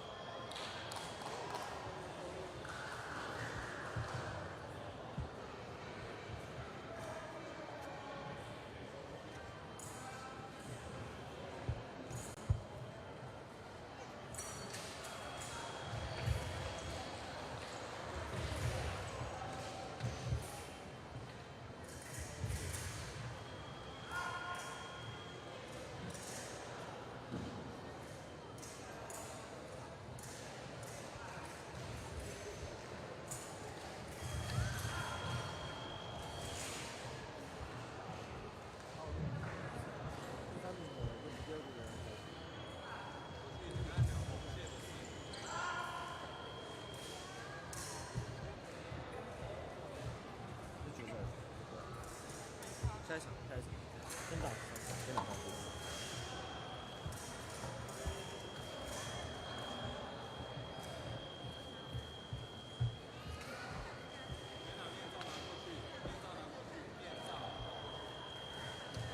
好，再回到我们的比赛现场，113年全国少年精英年度大赛哦，这些击剑的少女们，刚才透过转播的镜头啊，在私底下也捕捉到，刚才李元乔跟李清新哦，在场边都在擦拭眼泪哦，因为两个人都觉得自己在刚才的4强赛其实是有机会的，但都被这个对手给逆转了。对，不过也代表说他们对于这项运动是非常有这个想法，也非常认真，对，很认真在应付的。那就是两个人在场下刚才把这个情绪发泄完之后呢，他们现在要来进行季军战。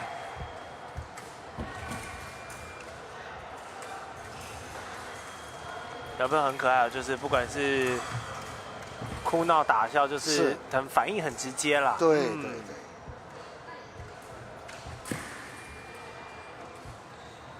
他的剑，李清新的剑被挤掉了，被挤开了。李清新抢先追赶，取一个高剑姿往下劈。这一剑是干净利落。对，他的劈击终于又出现了。是。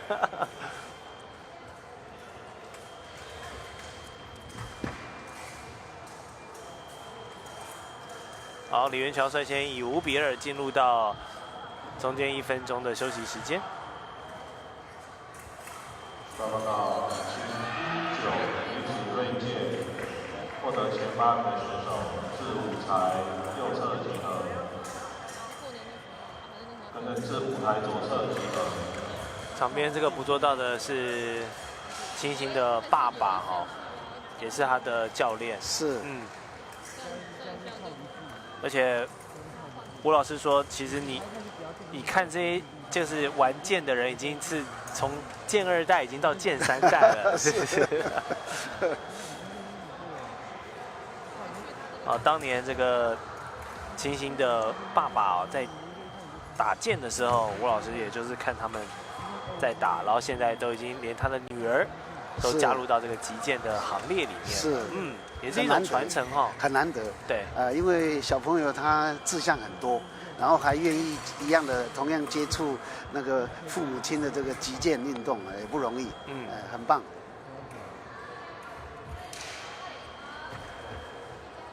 好，还没开始哈，所以两个人再往后退。啊，明确收到主审裁判的 Allen， 才可以动作。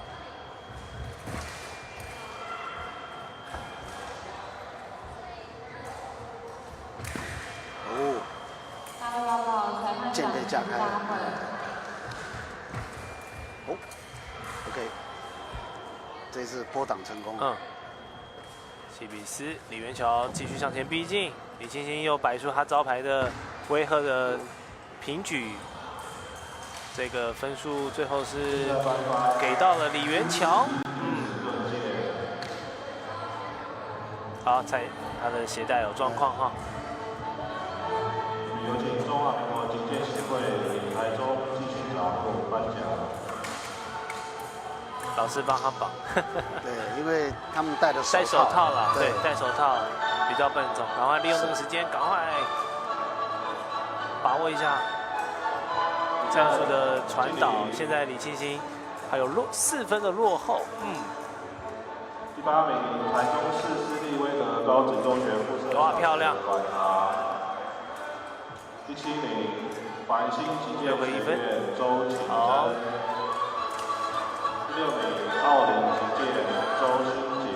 哇哦，这个被李元乔给找到了突破口，这样他听牌了。第4名，奥林击剑连义杰。第3名，台北市抢回来一点，小学吴安杰。好，这关键的分数啊，给了李清新，这样子还有机会。哇哦，急起直追啊！第2名，奥林击剑刘子瑜。很关键了。不算，对，不算，因为非常靠近。这一分看起来对，还是跟李元桥动作快了一拍哈。好，这样我们恭喜李元桥拿下了今年 U9 女子军刀的季军，然后星星拿下了殿军。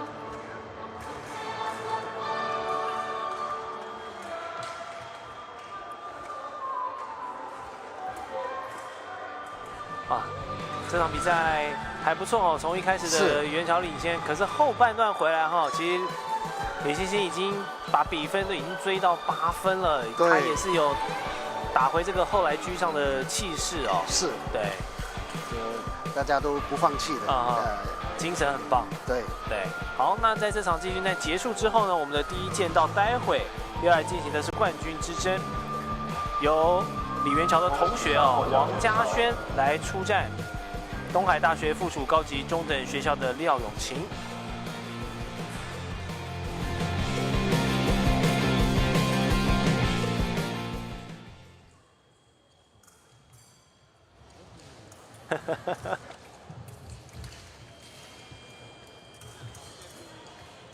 的一个态度蛮好的。如果你输了，然后还在嬉皮笑脸，也不是不行，但就是每个选手表达自己的情绪不一样。好，看一下永晴跟嘉轩。是，廖永晴因为是这个组别里面的大孩子哦，所以确实他的不管是体格来讲，还是经验来讲哦，都是比较难打的一位选手。是，他进攻犹豫了。对，王嘉轩进攻犹豫。好，拿到这一点，不至于分数被拉开。对，双方现在维持2分的差距。好漂亮！这一波快抢一拍，现在还是维持1分差，同时亮灯不算。好，假动作给，好啊，这样3比5，那就是永晴先把比赛带入到1分钟的休息。是，对，但是王嘉轩还不错，他只有2分的落后。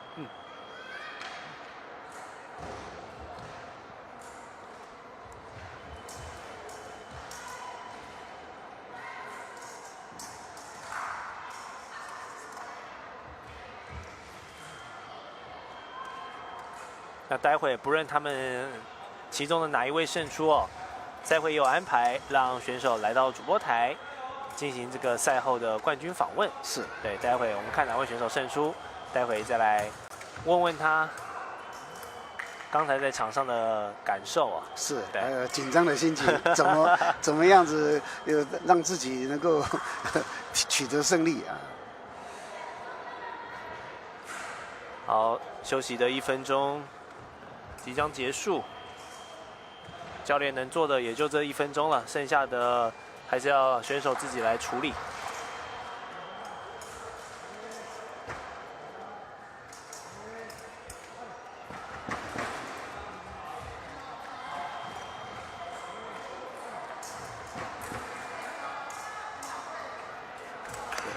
他 Perry。哦，漂亮哦！王嘉轩回来抢2点回来了，抢了2点。哦，剑被打掉了，漂亮漂亮，两个人一来一往。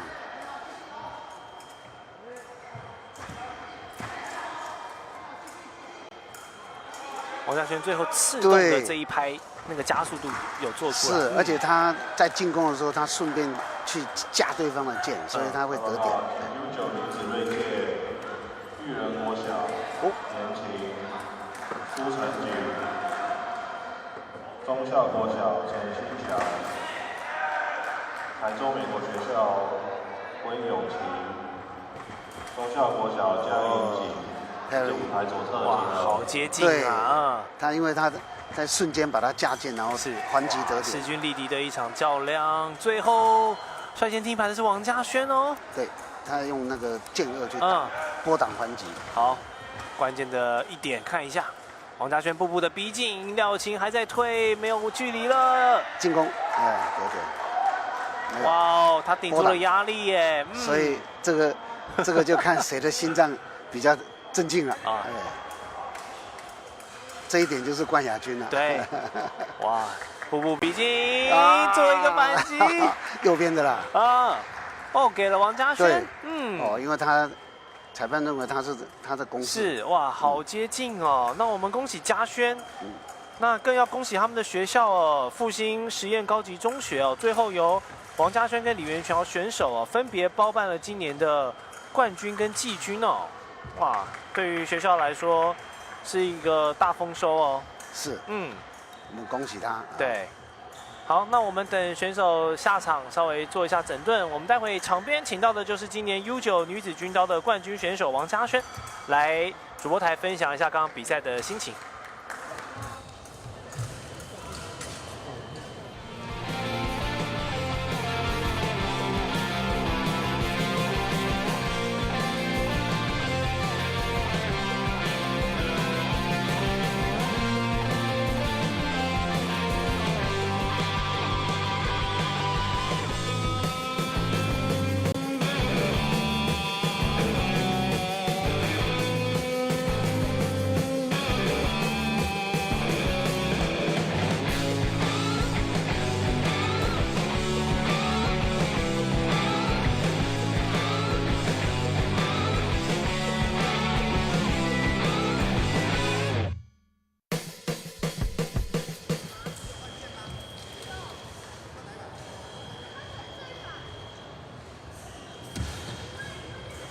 好，现在是主播台为您访问到的是刚才在 U9 女子军刀获得冠军的王嘉轩选手，嘉轩恭喜你！刚才跟永晴的比赛怎么样？觉得自己的表现？有点刺激。有点刺激，对，因为你们分数很接近哦。那刚才在1分钟的这个休息时间，教练跟你交代的事情是什么？就是要变换。就是做一件 H1， 然后要做 P4。这样子很好。那你觉得自己执行的效果怎么样？因为其实你最后跟永晴打到9比9，然后你最后把他逼到剑道的后面，拿下了那个关键的第10分。就是要敢做，就是要做出去。要敢做跟做出去这样。因为今年也是跟元桥一起来比赛嘛，对不对？然后刚才在4强其实也是跟他打。那你们两个这样今年一起来比赛，然后一个拿了冠军，一个拿了季军，你觉得怎么样？就是很开心，很开心哈。那等下结束会有什么庆祝的活动吗？会有庆祝的活动。OK， 好，今年表现得很好，我们再次恭喜你哦，嘉轩。谢谢。好，那我们待会再回到比赛的现场。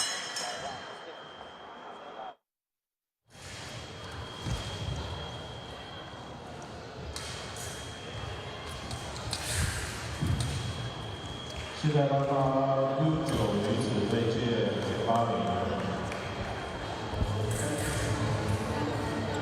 有请中华民国击剑协会李台中基训长和颁奖。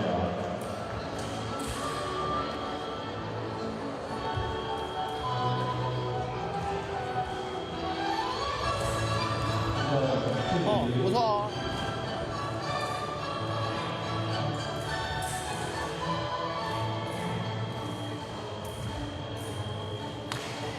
第8名斗鱼击剑俱乐部李晨曦，第7名台北市忠孝国小王以群，第6名台北市国语实验国际小学李佩成，第5名台北市忠孝国小江怡景，第4名台中美国学校温永琪，第3名台中市育人国民小学的苏成锦，第2名台北市忠孝国小陈之乔，最后颁发第1名台中市私立育人国民小学刘延琪。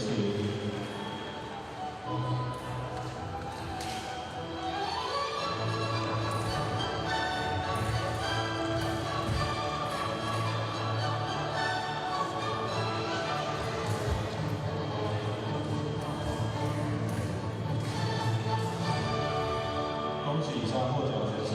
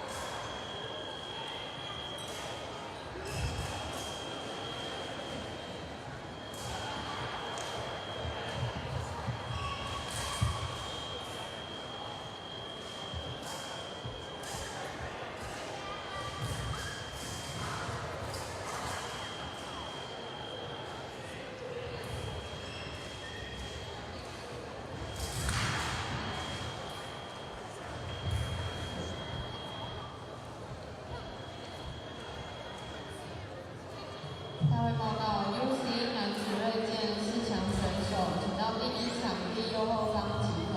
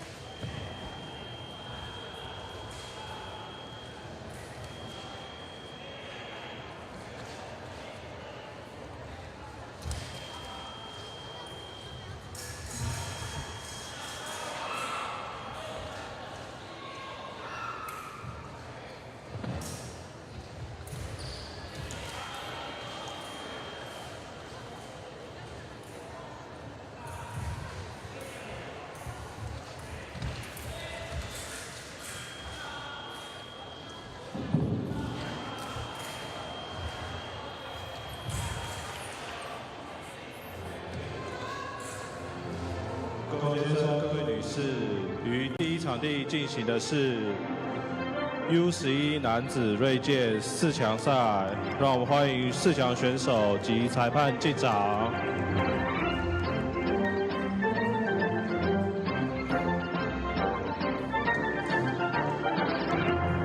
来自台北市忠孝国小许敦伟、吕浩恩，来自贝斯击剑王佑之，台北市忠孝国小宋瑞杰，执法裁判陈雨薇女士、刘生宏先生、蒋明春先生、周敏璇先生。我们再次为热烈掌声为选手加油！裁判，请开始比赛。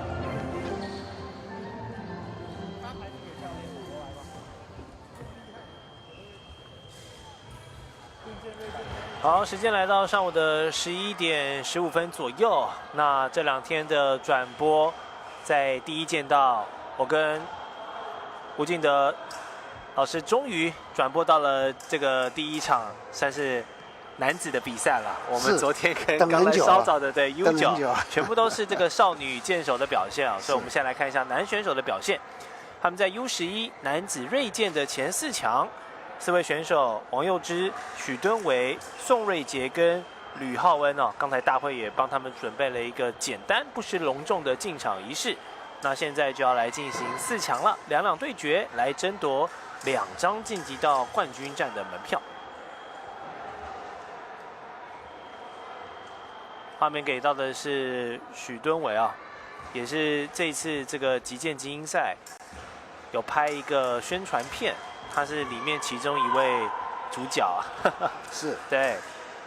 2024年亚洲少年击剑锦标赛的金牌啊，也是全国第2次少年击剑锦标赛 U11的金牌。所以他算是这个组别里面的佼佼者哦。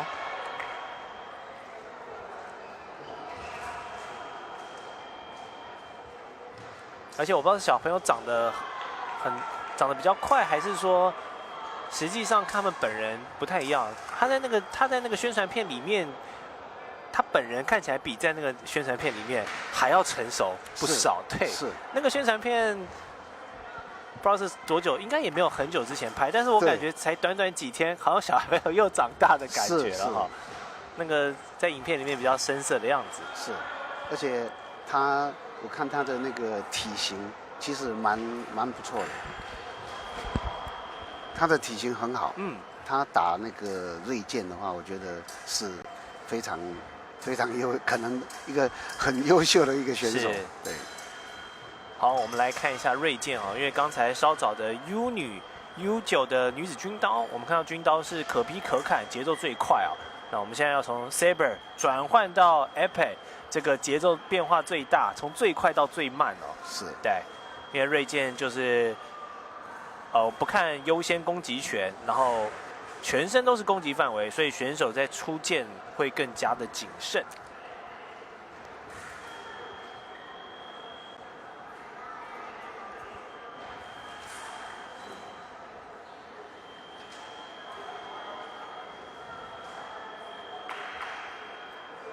好，主审裁判也是在帮他们做测试，要测试看看那个合不合规这样。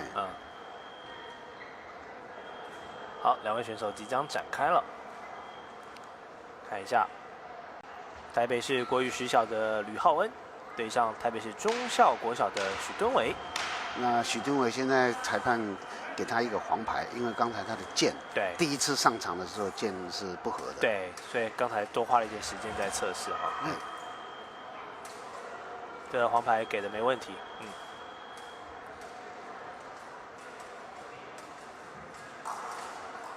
可以观察锐剑比起刚才的军刀就不一样了，军刀就是冲上去直接劈砍了，对，锐剑就会不断的阅读对方的状况。很谨慎。对，过往从这个决斗剑演变而来啊，因为你一次出手可能就是重伤或者是对，所以要非常非常的谨慎，包含连脚步跟腿部都是攻击范围。是，所以可以看到这种切下路的动作，也是另外2个剑手里面不会看到的。是，好，双方缓和一下哈。还没找到机会，对，还没找到破绽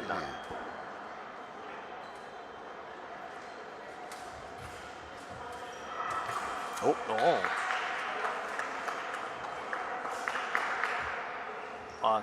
因为2边都刺中，所以2边都给分。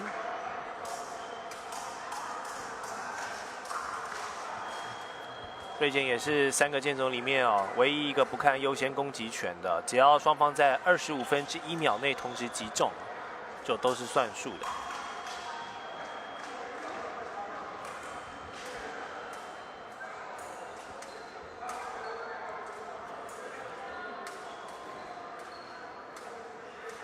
2位选手都来自台北市，台北应该也是现在击剑运动来说资源相对来说比较丰富的城市哈。对，因为最早一发展就是在台北市发展扩散出来，对。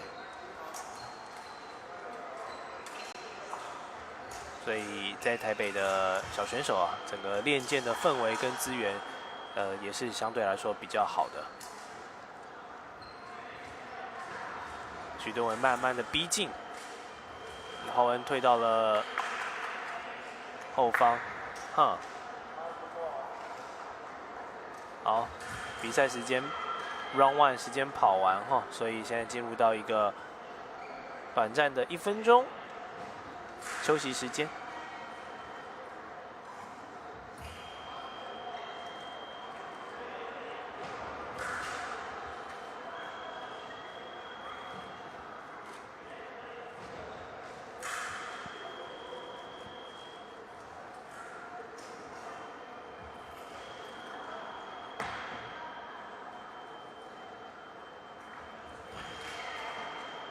双方的教练也是亲自比划，对，要把所有的细节交代给选手让他们清楚。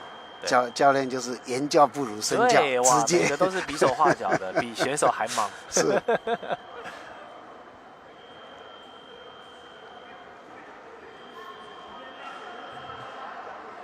好，时间也用完了，2位看一下 Round 2的表现。许敦伟这边绑个鞋带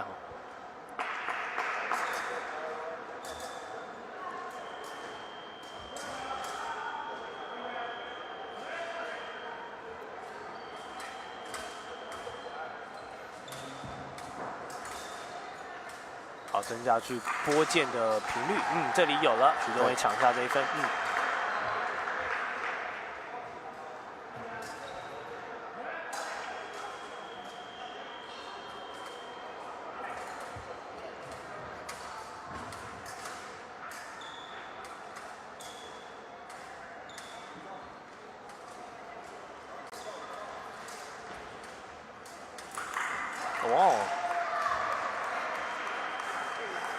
这2点都有成功哦。是。利用双方在这个锐剑碰触不断的波扰干扰下，瞬间的一个突刺。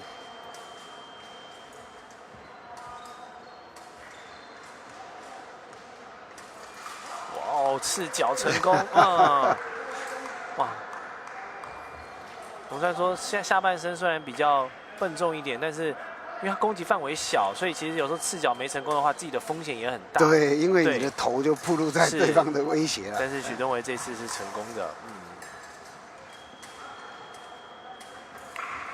哇哦！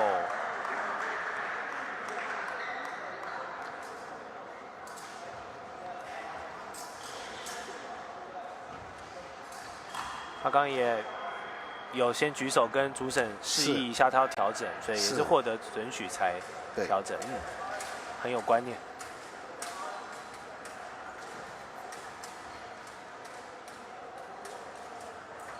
哦，好，被挡开了，也这边也要反击一波，对，避免节奏被许敦伟给带走。是，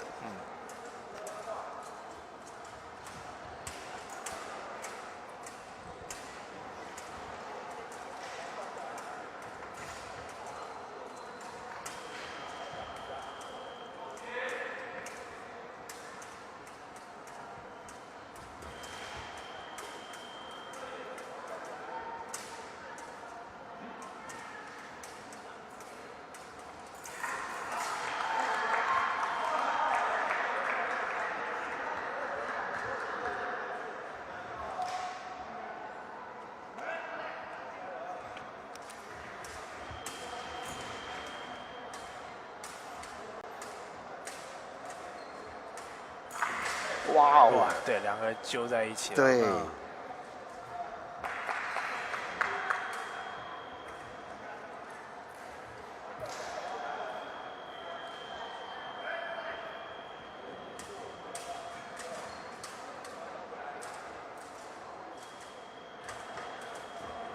哦，漂亮！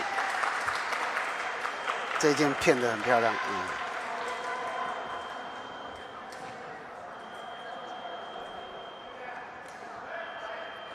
大会报告 U13男子盾剑4强选手，请到第3、第4场地准备比赛。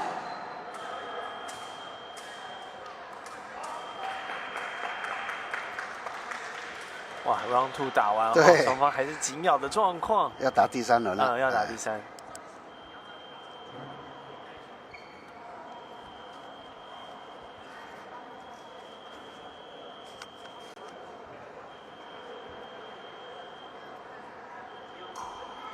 在刚才提到的那个这一次全国少年精英年度大赛拍的那个宣传片，许敦伟选手在里面有提到啊，他的偶像是这个2024年亚洲青少年击剑锦标赛团体冠军的选手李让哦。哦，对，李让选手这几年在可以说是国内外赛事都不断大放异彩啊，所以也成为这一批小小的锐剑选手们这个追随的目标。是的，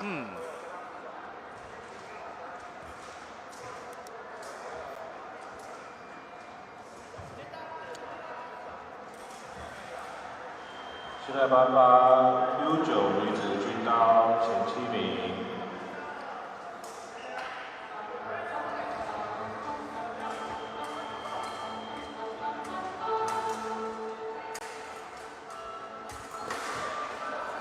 揪在一起，看谁先知道。对，健身战。战士为我们颁奖。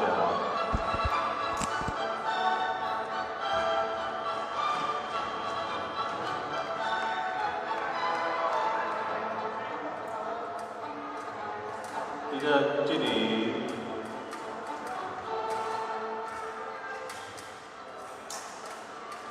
第7名，新北市三光国小赖宜兰。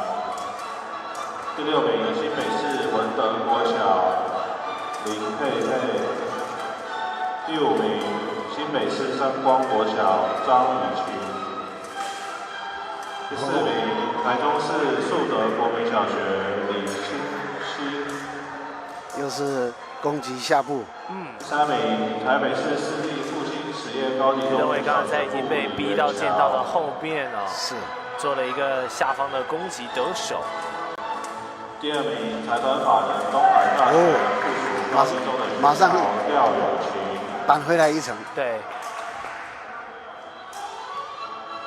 吕浩呢，有蛮多这种往前突刺哦，算是有点发起冲锋的感觉，整个人身体都已经要跟对方打肉搏的感觉了。是，他一旦刺完，整个人都已经跑到赛道外了。对。刚才有几波是2个人几乎撞在一起的那种状况。好，比数还是相当的接近。啊，又来了，又来了。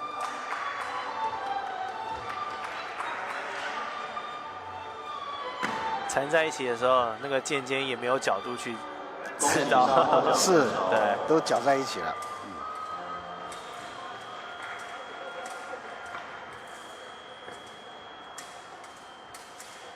又想攻腿部。哦，哇哦，哎，刺到了，从背面来做一个刺激啊，这一点应该不算。吕浩恩这个冲锋发动的太猛了，自己刚才对。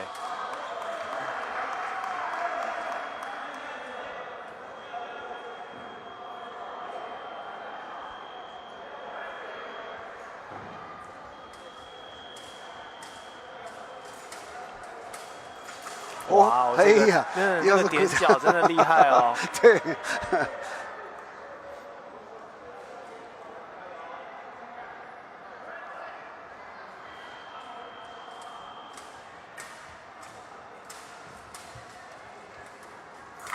哇，这一点漂亮，是。好，靠着出彩的这个针对下半身的点脚攻击哦，还有沉稳的发挥，许东文选手以10-6击败了吴浩文，得以晋级到 U11男子锐剑的冠军战。我们待会回来第一剑道继续来看王佑之跟宋瑞杰哪一位选手会胜出，然后跟许敦维会师冠军战。我们待会回来。哎，许东伟。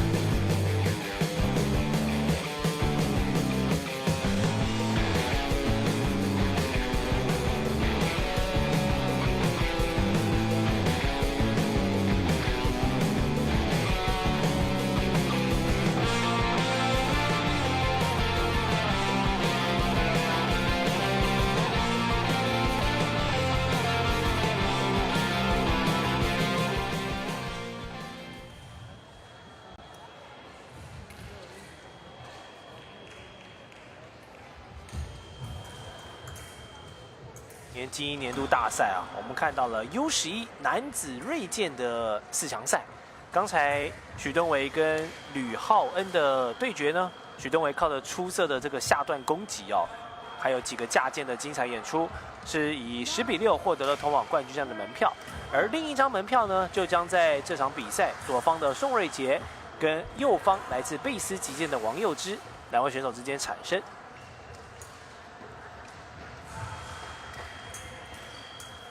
来观察一下锐剑啊，谨慎哇，纠缠一起，哇哦，最后补了一剑，哎，连续的这个双方的剑纠在一起，再用力量去扰乱对方的剑流的时候呢，王佑之突袭一次，拿下了第1分。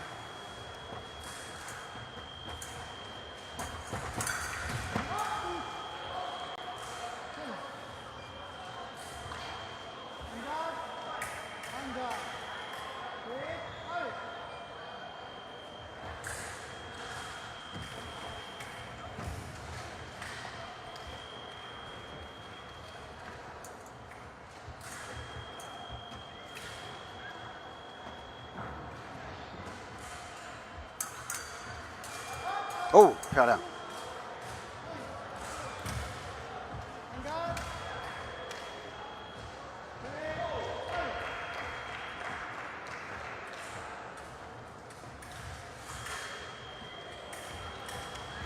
报告 U13女子锐剑8强选手，请到第5场地。王佑之不断用这个拨剑的方式去扰乱对方的持剑姿态啊！对，但是宋瑞杰就是在等抓他的剑，所以他2剑都是抓到他的剑，然后那个反击。对。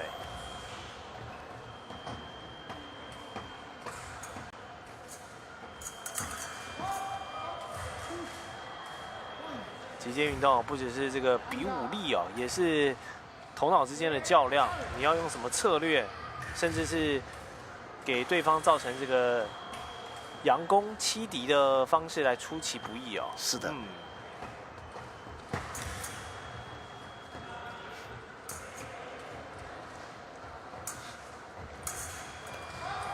哇，这个宋瑞杰的这个反应很快，防守反击打得对，打得很好而且他似乎这一局他就是采用这种策略。对，可以看到都是王佑之主动去挑动他的剑，但是在进攻的一瞬间就会被宋瑞杰反咬一口。是。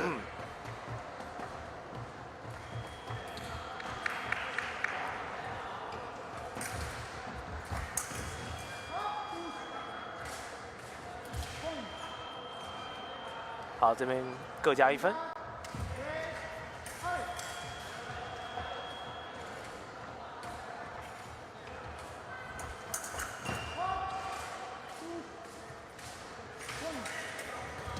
好，继续各加1分，但这样子无疑对于宋瑞杰是有优势的因为他慢慢往10分在靠近了。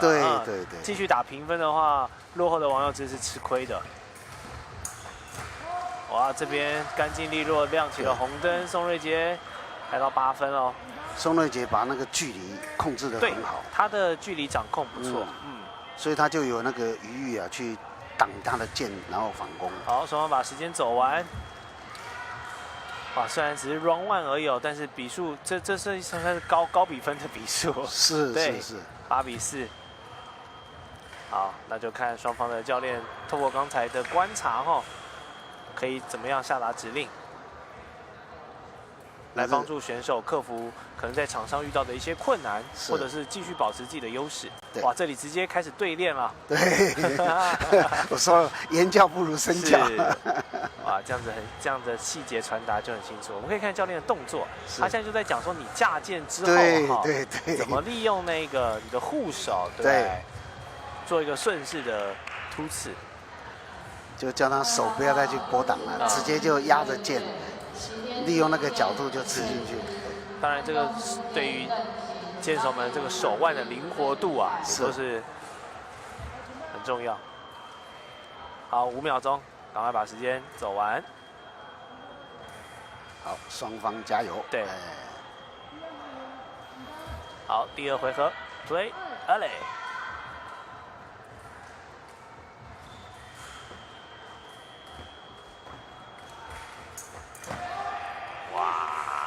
继续突刺还是这个宋瑞杰这一局他距离还是抓得很好，对，所以他一后退拉开距离以后就可以抓到对方的剑，把他架开做还击。对，他的距离感，把持的比对手优秀，所以即便我们在镜头上看到他大部分是往后退的角色，而且是王佑之在进攻，对，但是他总是能够做出有效的反击。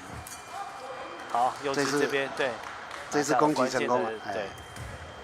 这一分对他的信心很重要是的，不然一直被宋瑞杰打反击，而且对方现在也已经第9分了。对，谨慎的出招。他现在要步步为营。对。可是 Round 2还有很多时间，对，时间还够。紧张。对，时间还够，还是有希望反攻的。对他有在压抑没有轻易的往前。强攻来了！哇，还是被宋瑞杰逮到了机会。对，宋瑞杰是沉稳型的。对，好，这样10比5，宋瑞杰得以晋级到冠军战。待会回来，他会跟许敦维来进行冠军之争，而王佑之会跟吕浩恩来打季军战。我们的第一剑道呢，还有 U11男子锐剑的2场关键比赛，不要走开，我们待会回来。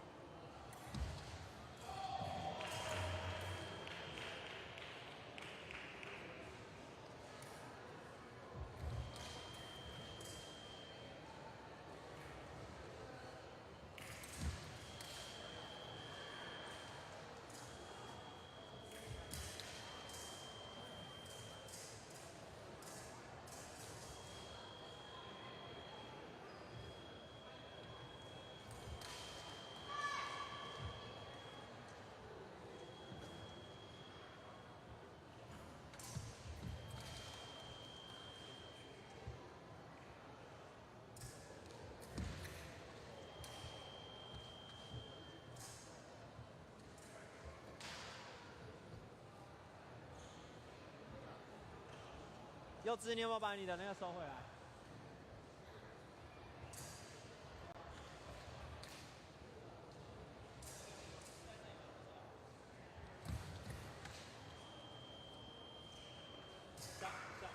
下号。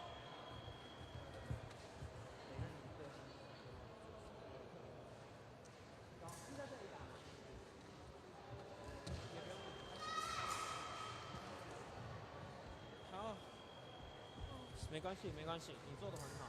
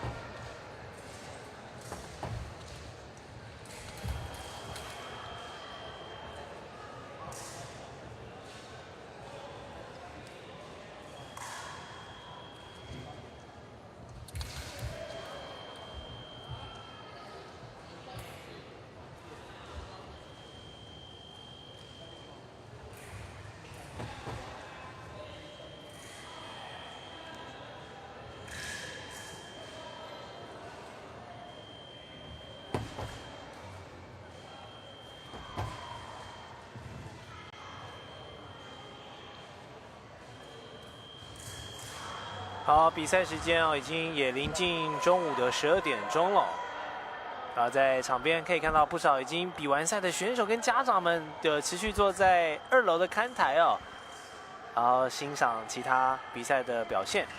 而在大会的司令台呢，也是有我们击剑协会的许多竞赛组的长官哦，还有所有的工作人员，大家一同的努力，才可以让这2天的赛事专业又这个顺畅的进行。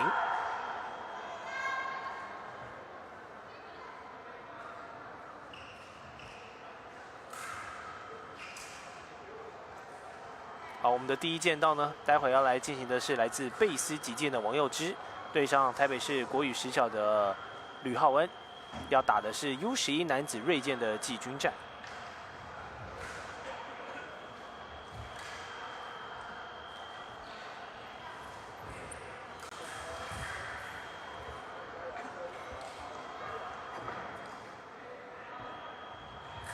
4位选手刚才打完4强哈，2个可以得以进军冠军赛，2个要打季军战。怎么把自己的专注力保持住哦，很重要，因为这场赛比完应该就可以中午吃饭了，放饭了。是的，是的。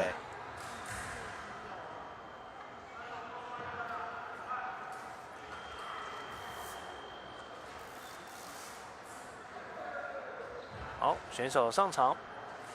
教练来帮忙着装哈，利用这个时间也把事情交代一下。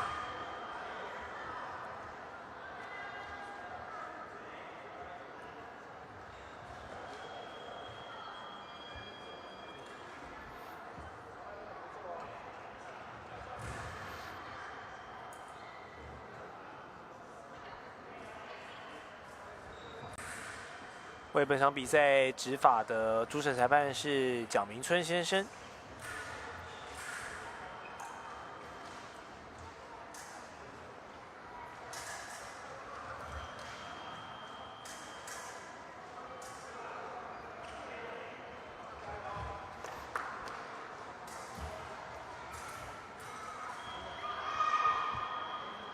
好 ，play 阿磊，比赛开始。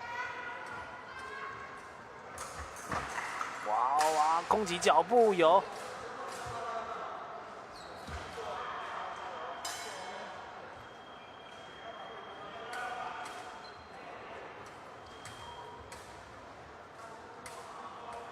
看一下王佑之的右手剑啊，来打吕浩恩的左手剑。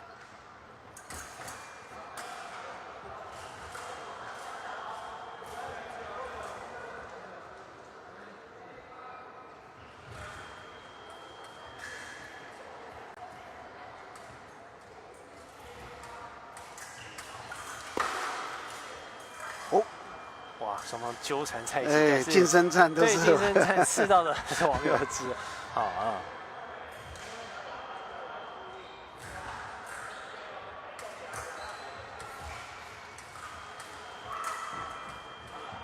哇，都被挡掉了。对，而且2个人以锐剑来讲，他们把节奏带得蛮快的哈，比起他们刚在打4强的时候谨慎许多，反而在这场季军战。看到他们并没有对峙太久，马上就发动攻势了。是，而且你可以看得到，因为吕浩恩是左手的，对，所以他一喊开始以后，他就有意无意的刻意去站在那个边线，靠左边的边线，他就是想不让那个对手王佑之能够比较有机会，他扫掉一边的防御嘛。对。外侧他不用防御，他贴得很边，对，没错。但是王佑之也没有，没错，没有受影响。目前在分数上，王佑之有着5比0的绝对领先哈，在距离感的把握上，他做得比较好。那吕浩恩这边也开张了。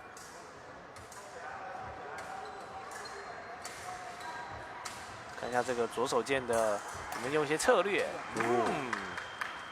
反攻，对，渐渐的又得分了。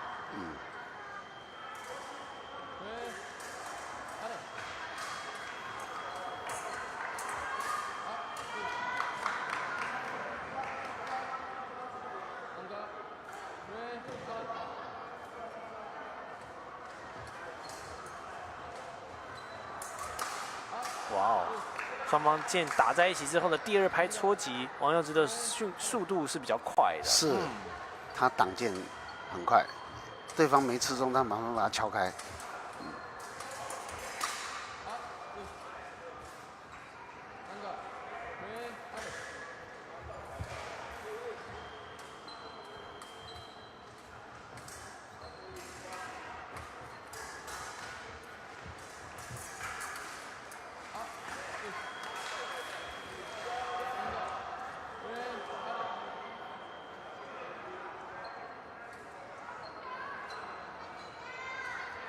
现在吕浩恩是步步为营，一点一点的抢攻，哦，近身的肉搏，又被王佑之给拿下第8分。是。双方打得很快。对。你看这个 Round 1，只打到19秒左右，他就已经拿到9分了。是。所以我才说这场季军战的节奏不像是锐剑的比赛。对。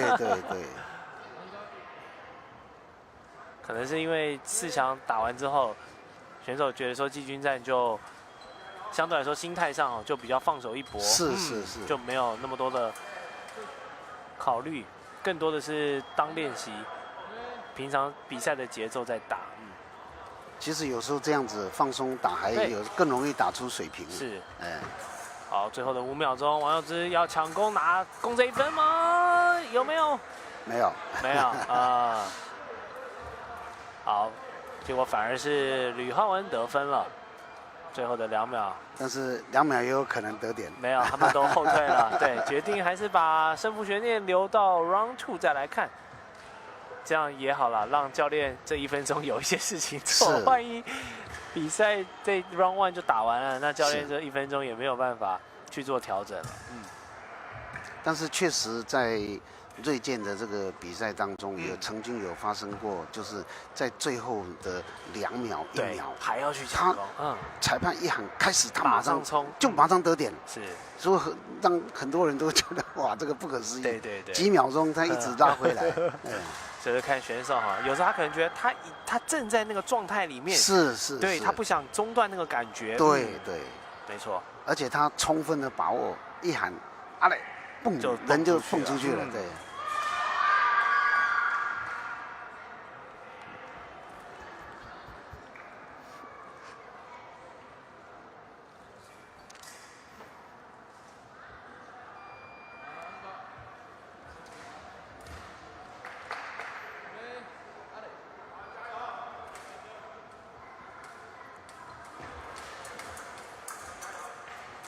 又来，狂戳王佑之，连续的戳击都没有击中吕浩恩。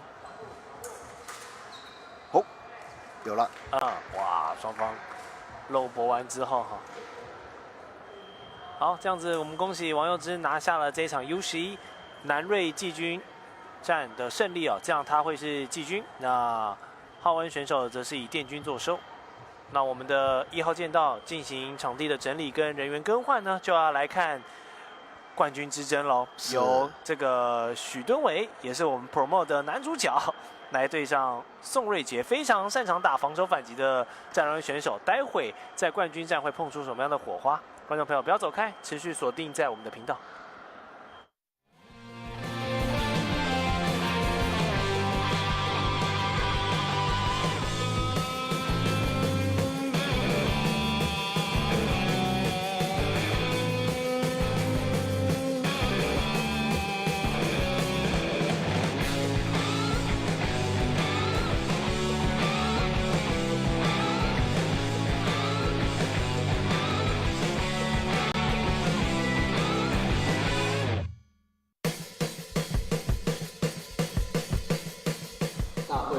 好，我们的第一剑道马上要来进行宋瑞杰跟许敦维的 U11男子锐剑冠军战，两个人都来自忠孝国小哦。今年在 U11男子锐剑这个组别哦，一共有7位选手参加。那忠孝国小的2位选手，他们得以杀到这个冠军舞台哦。所以不管最后胜利者是谁，忠孝国小一定都是赢家。是，包办前2。对，代表他们这个击剑队哦的水准是很好的。那宋瑞杰跟许敦维肯定也是平常在学校里面练剑的拍档。是，所以彼此都很熟悉。对。U13男子盾剑冠亚选手，请到第3场地准备比赛。3、4名选手，请到第4场地准备比赛。对，两个人都很保守。对，这才是锐剑该比较常见的节奏哈，特别是冠军战，更是会谨慎一些。3、4名选手，请到第9场地准备比赛。而且因为他们彼此可能很熟悉，对，所以对那个破绽的找寻啊，就都特别谨慎。没错。你了解我，我也了解你。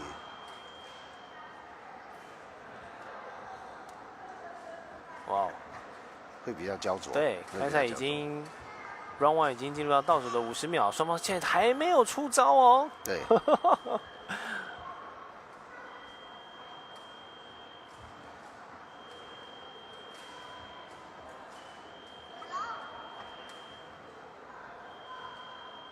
我有点好奇，他们平常在学校会不会也是这样？应该不会，绝对不会，绝对不会。练习的时候肯定就是快很准，是哇，特别是在比赛，尤其是冠军战的时候，才会特别的保守。对啊，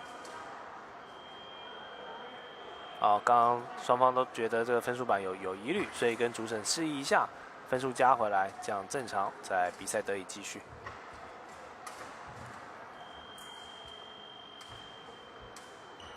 哇，又是精彩的脚步攻击哦，这是许敦维擅长的，快速的把重心压低之后，去攻击对方的脚步，然后也减少自己被击中的面积哦。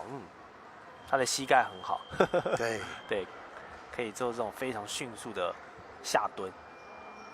哇，非常谨慎的一场冠军战，第一个 round 比完了，许敦维拿下2分。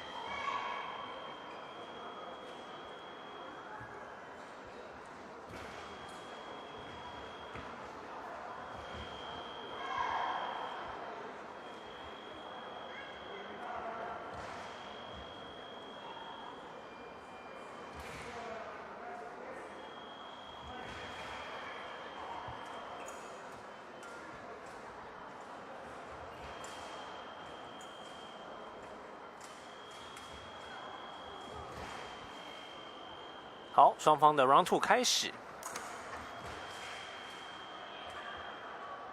看一下刚刚老师的指导哈，会不会让场上的化学效应发生什么变化？是，对。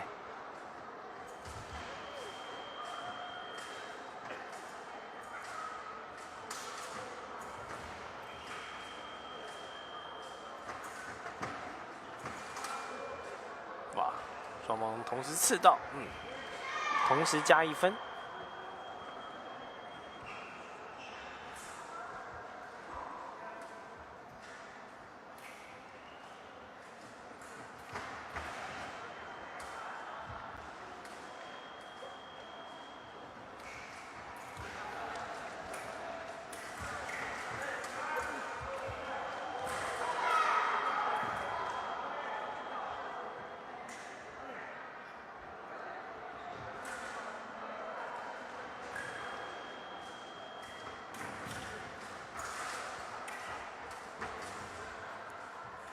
许敦伟时不时的都会去刺对方的脚步，干扰他。对，宋瑞杰因为是比较防守型选手，所以他也在等啊。对，只是因为许敦伟对他的了解度哦，比刚才的王佑之更高哦，所以让宋瑞杰的防守反击也没那么好打。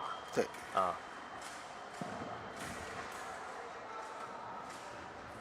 所以这一回合宋瑞杰比较保守，相对来说比较保守一点。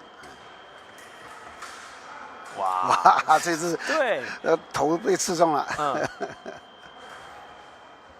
他可能也在抓他这个动作，所以他一刺对方刺他脚，他就去点他的那个头。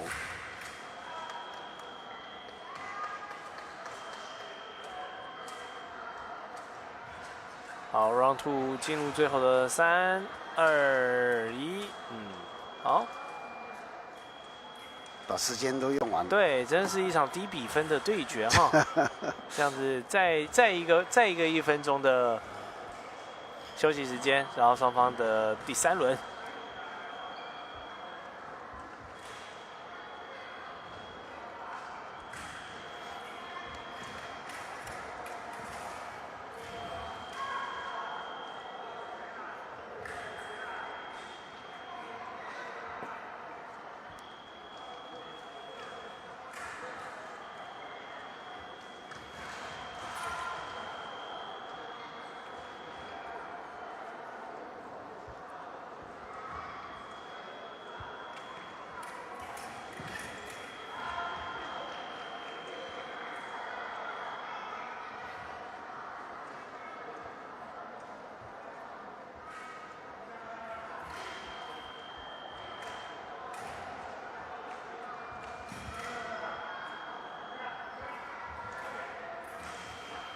位在台北市中正区的忠孝国小啊，击剑队的发展也是蛮有历史的了。这次带出来的2位 U11男子锐剑的选手啊，都得以闯进到冠军战，所以他们包办冠亚军是没问题了，就是看是谁。哇，许敦伟的攻击他有变化，一下打下盘，然后一下子改变速度用飞刺，一下子又拨挡，他招蛮多的。对，这个是也算是很不错的选手，对，灵活，因为如果你的攻击方式太单一的话，对方很容易就能够抓到你的节奏。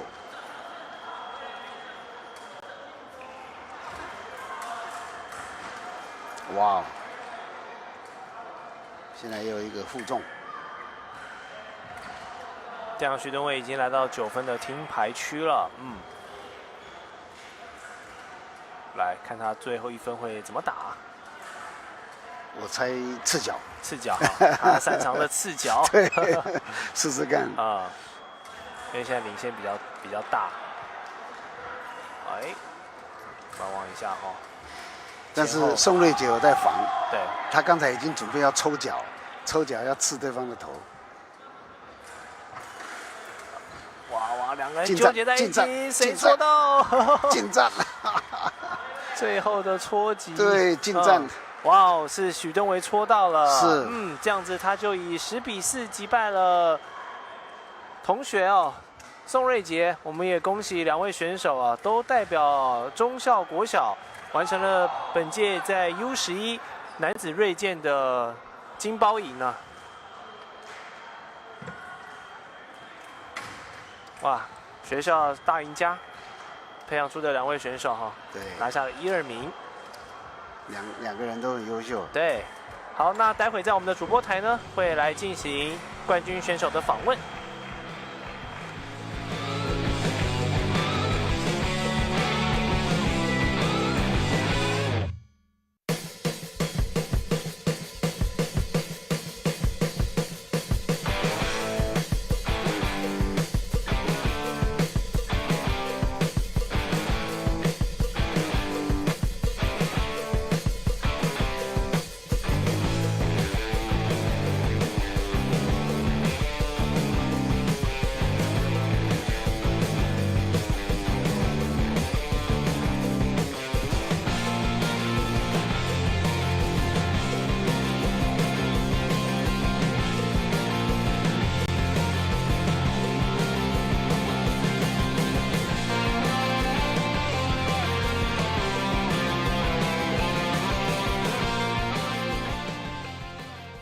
好，现在在我们的主播台为您访问到是刚才拿下 U11男子锐剑的冠军选手许敦伟，敦伟先恭喜你！刚才跟同学锐捷的比赛，因为你们都来自中校国小嘛，平常也一起练剑，那觉得这场发挥跟你们平常练习的状态是差不多的吗？差不多。差不多。所以平常你们练习，你也是输多赢多输少，还是怎么样？就是到高年级的时候才慢慢的赢他，才慢慢赢他哦，所以有点后来居上的感觉。那刚才我们发现这一次啊，你在这个比赛里面还蛮多针对这个腿部比较下半身的攻击，你是做了什么样的设定？就是我的习惯，这是你比较擅长的部分，这样子。是你的绝招，制胜绝招。那对于今年这样2024打了这么多比赛，然后对于自己今天的表现感觉怎么样？很好。很好。那明年的2025呢？对自己有什么样的期许吗？也要拿冠军。继续拿冠军。好，因为在之前的这个宣传片，我们看到你有说你很喜欢礼让选手，你为什么喜欢他？那你之后未来想向他学习什么部分？他的手部动作很扎实，我也想要跟他一样。想要跟他一样。好，那我们也恭喜敦伟，希望你继续加油，未来的击剑之路越来越广。好，那观众朋友，我们再休息一下，待会再回到比赛的现场。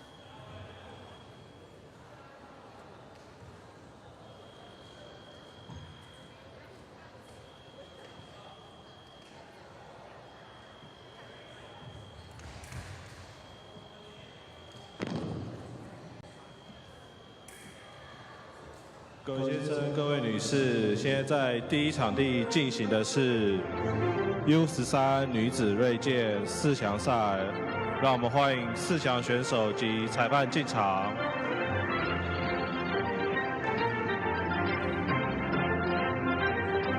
选手介绍：台北市忠孝国小蔡欣璇，齐天击剑李佩欣，台北市忠孝国小曾志缇，齐天击剑李同恩，裁判陈雨薇小姐、郑怡婷小姐、蒋明春先生、周敏璇先生。请各位观众，让我们再次用热烈掌声为选手们加油！裁判，请开始比赛。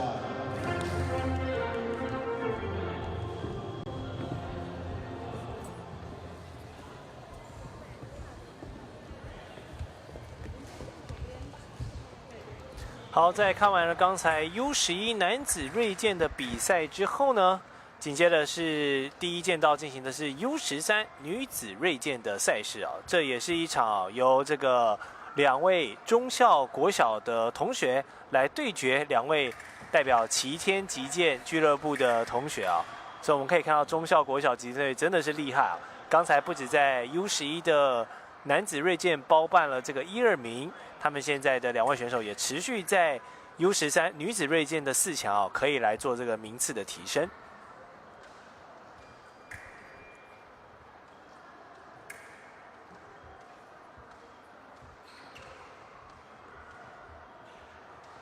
而且对战的这个模式啊，也是对他们最喜欢的一套剧本啊，就是2位忠孝国小的剑手分别是对战另外2位齐天击剑的，就不会说自己人把自己人给打掉。是，有时候排序就是这么巧，就是这么巧合，没错。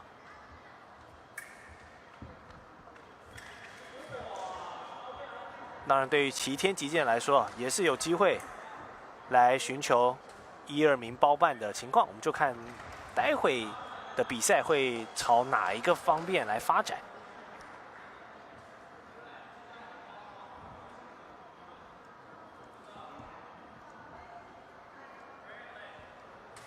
好，比赛开始。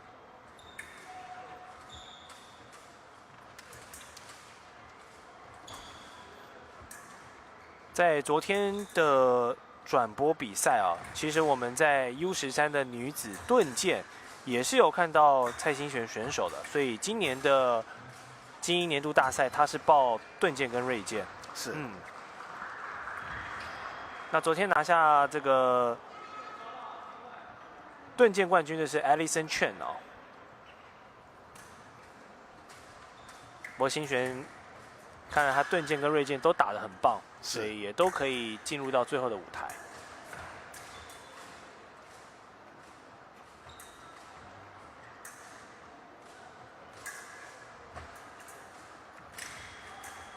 好，现在把佩欣的位置逼到比较后面了。2个人同时互中。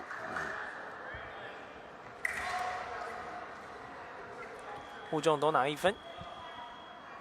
在今年这个组别的积分排名啊，蔡欣璇是以64分排在第1的，而第2跟第3呢就被齐天击剑的李同恩选手跟场上的林佩欣选手给包办了。所以积分榜来说，这是一个第1名对第3名的对决。是。哇，欣璇也是刚才做一个大幅度的下压之后打脚步攻击啊。对，做了一个把手。看来忠孝国小的教练都有把这个技巧灌输给他们的男女选手哦。刚才的许盾伟也很擅长用这样的方式得分。而且他刚才访问他都有说了，是他的专长。他的专长是绝技。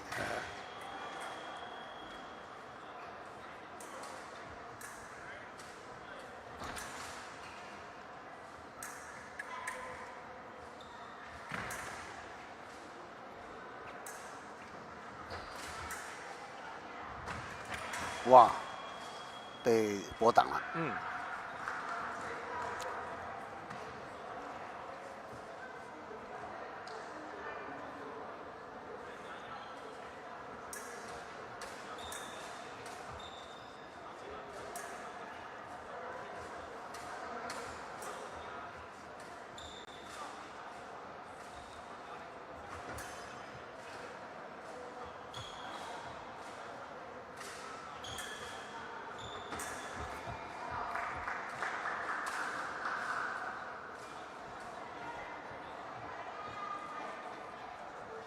好，后面这两手的对阵啊，佩欣慢慢把分数给咬上来了。是他两个都很谨慎，但是都有攻有守。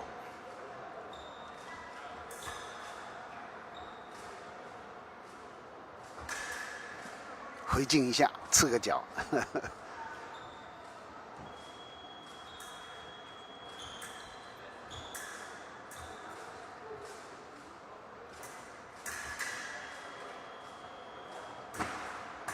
哇，来了，被架掉。对，那个箭挡得漂亮。哇，找到空隙了。对，因为佩欣刚才整个人往后蹲哦，就对脚步的应用就被锁死了。他也没有退路了，后方。好 ，Round One， 即将进入到最后10秒的读秒阶段。应该双方都摆出威吓的姿态，没有要攻了。好，把秒数走完，双方进入到1分钟的休息时间。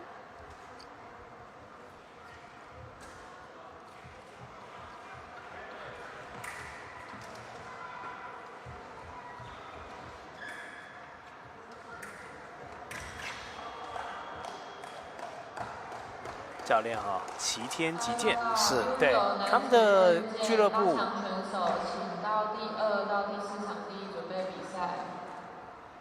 在台北市的北投区哦，文林北路，也平常会办蛮多这种击剑的交流跟体验课程哦，包含小朋友的这种暑期夏令营，他们也都有在办理。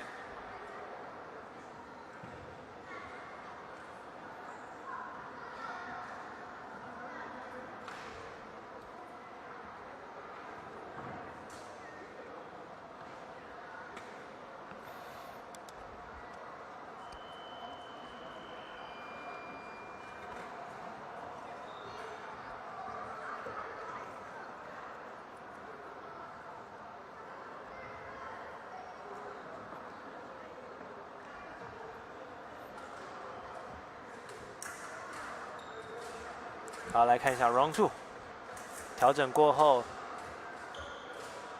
佩欣会不会稍微转换一下节奏啊？不要一直处于被蔡欣璇逼到见到尾巴的这样的一个状态。往前突刺，双方交错，都没成功。对，整个人都已经闪身跑好远了。啊，继续从刚才的位置哦，再来。哇，又是跟刚才的状况一样，不过这一次是佩欣拿分了。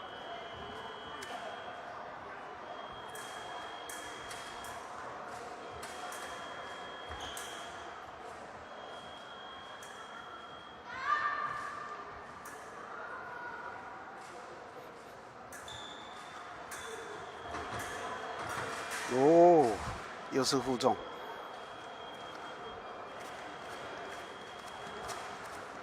双方各加1分，胜负应该这一轮会分出来，是。对，因为还有2分钟左右。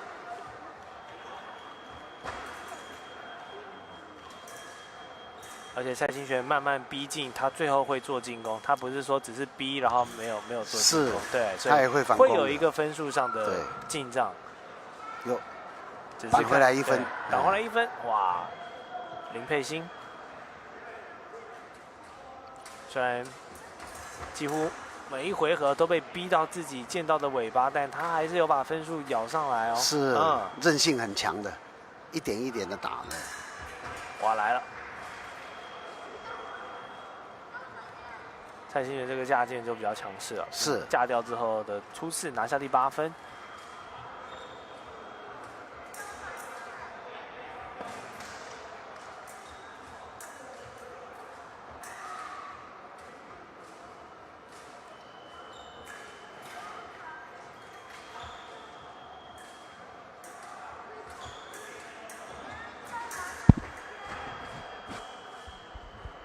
被挡掉了，两个人是拉锯哦。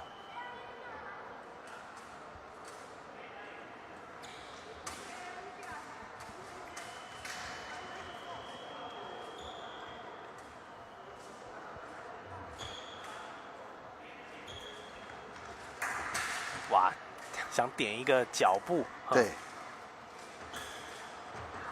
他本来要打他头，结果距离太近了，就敲到头。哇！最后的判决是给了蔡欣璇拿到第9点。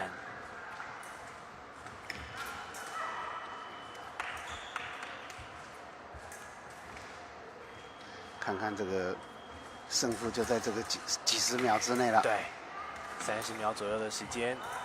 再拿1分应该是或者一个互中了对，拼个互中这样子，很谨慎。蔡欣璇没有因为分数领先而改变自己的战术，对，他继续维持在，这边分数给了是佩欣，是，所以他很稳的，他并没有因为暂时落后而松懈，不错，两个人都打得，两边都很谨慎哈，都没有因为分数上的变化而做一些比较出格的原定的设定，打得很好，两个人都打得很好。哇，读秒阶段把时间走完吗？好，那看起来应该是 Round 2还是没有办法分出胜负，那再进行1分钟的休息，那更紧张了。对，再看 Round 3会怎么样？更紧张了。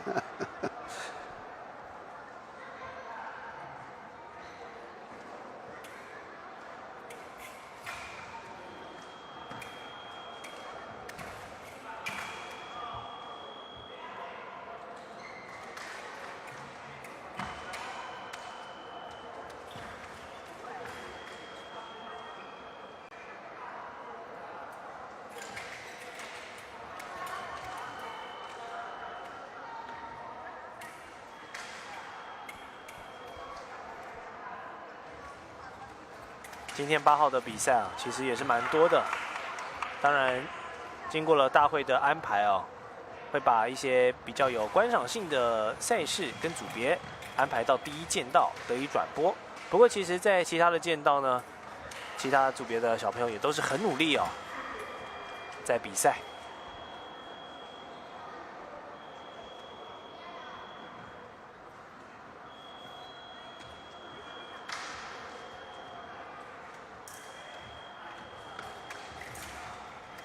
好，第3回合，最后一个回合，最后一个回合了，双方的分数只有1分差。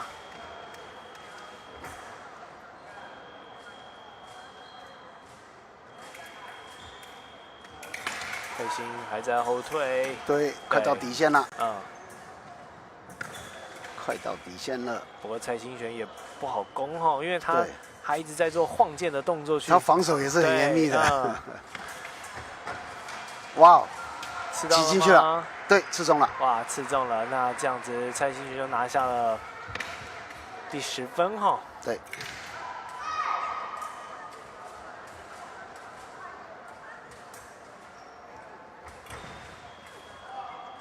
但是还是咬得很紧，对，因为还有一个回合，这个回合的话，两个人差距2点的话，胜负还是很难说的。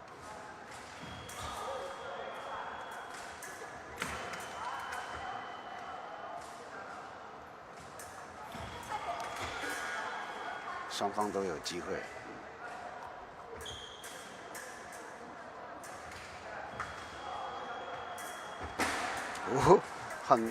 换了个打脚，哇，漂亮！这件把他骗到了。同样的方式，蔡幸权连得2分。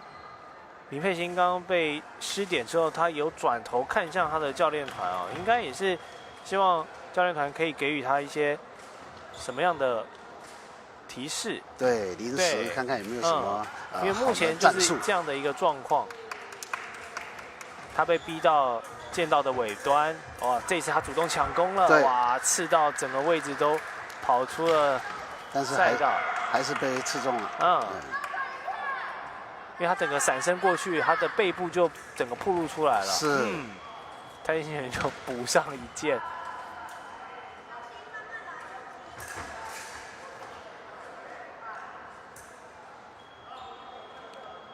他就这样慢慢的逼近，慢慢的逼近，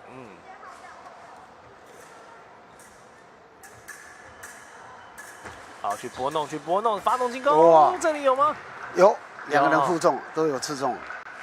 哇，好，双方互中。因为瑞健没有这个攻击权的部分，双方互中就是皆可得分。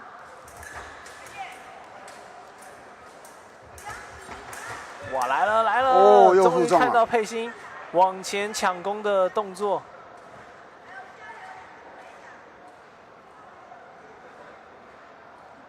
哦，裁判认为他已经虽然是互中，但是那一剑他出了界外了，是他双脚都跳出去了，所以他的那一点不算。对，即便是互中，但是因为位置处在这个剑道外了，所以对佩欣的第10点没有拿到，反而让蔡幸权成功，成功了，对，拿下了第15点呢，获得了胜利。这样子，来自台北市忠孝国小的蔡幸权，也是去年全国精英年度大赛 U11的金牌哦。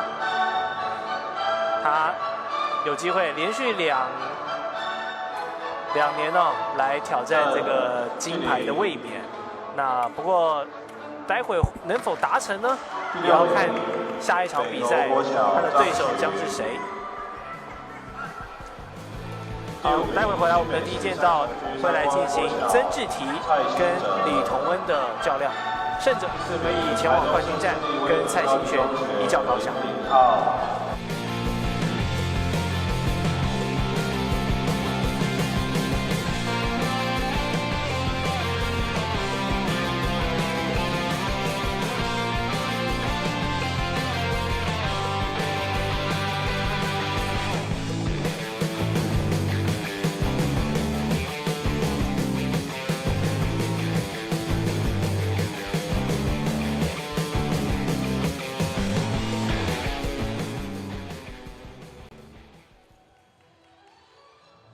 另外一场4强，同样是来自忠孝国小跟齐天击剑的对决，李同恩跟曾志缇。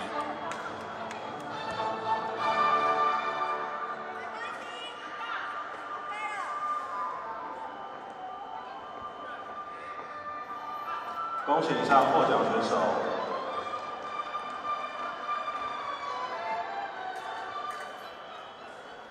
U13的组别也是全国少年精英年度大赛年龄层最高的一个组别了，所以对选手们的经验呢，哎呦，所以他们要打到15点。选手们的经验还有体格来说，也都是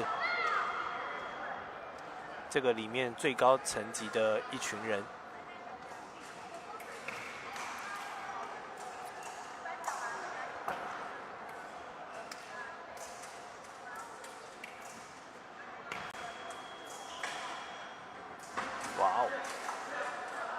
揪在一起，这一次曾志缇得分了，对，近身肉搏哈，可能示意他那个头发要扎起来，对，因为很危险，对，那个辫子有时候在近身战的时候被绞到剑，对，去绞到剑。那他这样塞在衣后面够牢固吗？可以，他只要不露出来，不影响就可以。现在颁发 U11男子锐剑。哦，那采取攻势，这拼尽全力的一次有成功哦，不然为了那一次，整个重心已经偏移，之后都要跑出赛道。对，还好是在跑出去之前先得分了。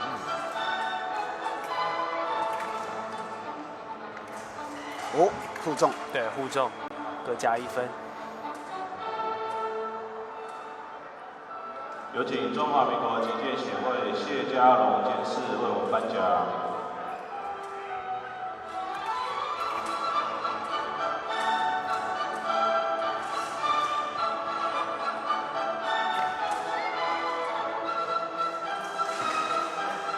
哇，两个人揪到。对，第7名，威格高中附设小学杨宇哲，整个位置都已经对调了哈。对，又来一次，这个第6名，新北市树林国小谢启恩，第5名，威格高中附设小学林哲宇，这一件骗到，就刺进去了。第4名，台北市国语实验国民小学吕浩安，第3名，贝斯击剑王佑之。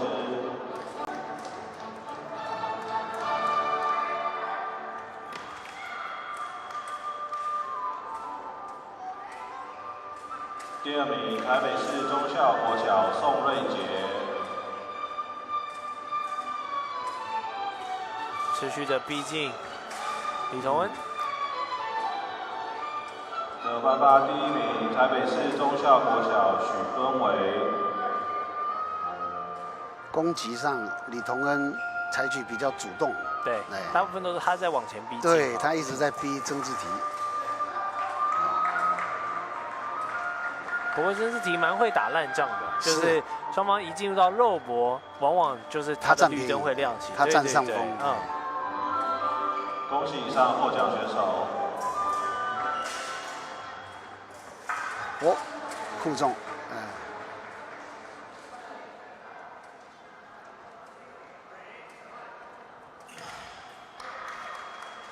大报告，请 U13男子盾剑获得前7名的选手至舞台左侧集合。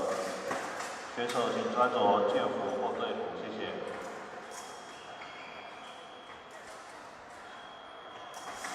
哇，又来肉搏，近战，吃的双方都没有角度了，哇，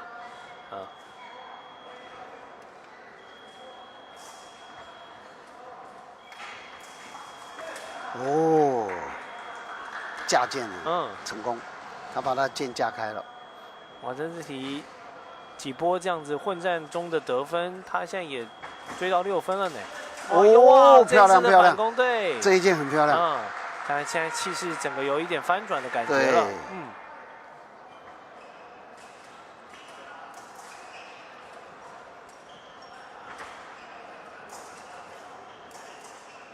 两个人节奏都打得比较快。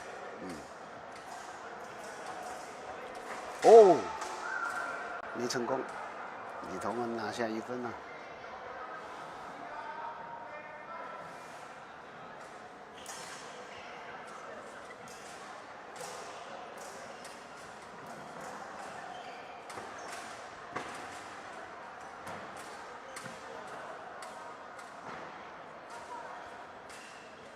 时间快到了。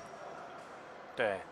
OK。对，把 Round 1 时间走完，双方最后的几秒都没有要做抢攻的意思了，就先看这1分钟的调整。两个人分数咬的，对，只有1分的差距啊。这个胜负真的很难说。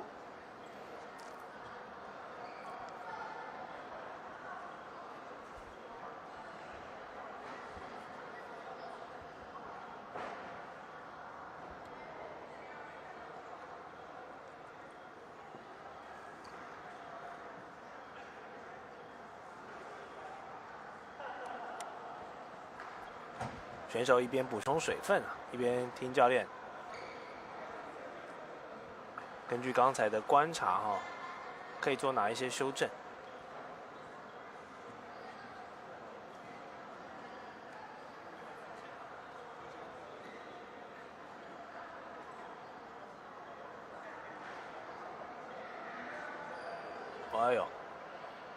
由刚才率先拿下冠军赛门票的同学蔡清璇来帮他接水壶啊。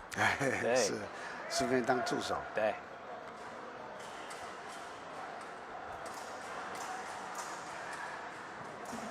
哦，哇，这个漂亮的刺脚，对。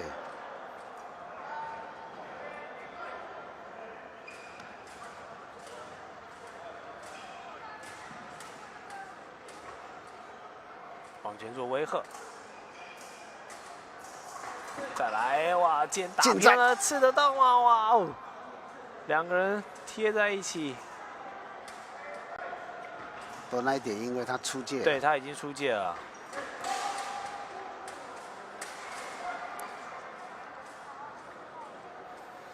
李同恩休息回来有变得比较积极一些，对，更猛了，更猛一些。对，刚才的飞刺都很漂亮。再提升一下他的强度，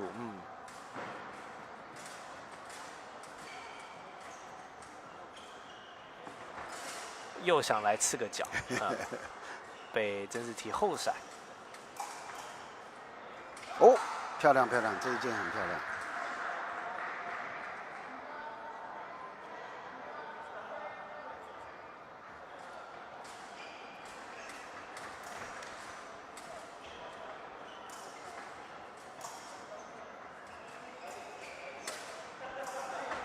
又想来个飞剑，但是被抓到了。对，被抓到了。这次剑被抓到了。哦，李同恩有得分哦。对对对，没有没有，曾志缇。曾志缇的，刚才按错分数。对。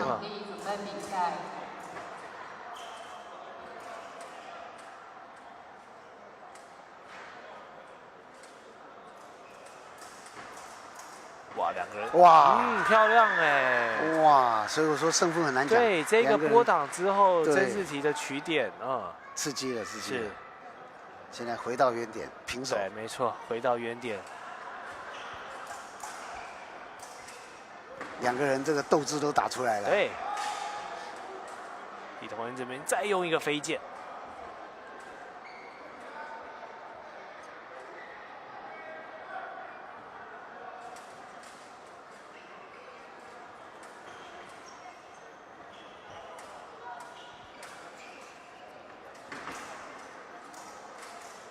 哦，两个人都是互还颜色，一个敲剑，一个闪剑，又平手了。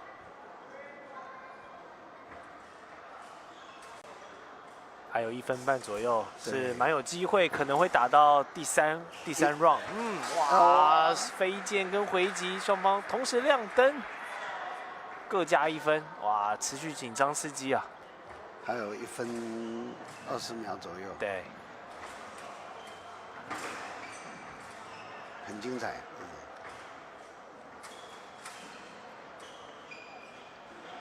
李同恩，哇，蹲低之后，对，突刺对方的胸部位置，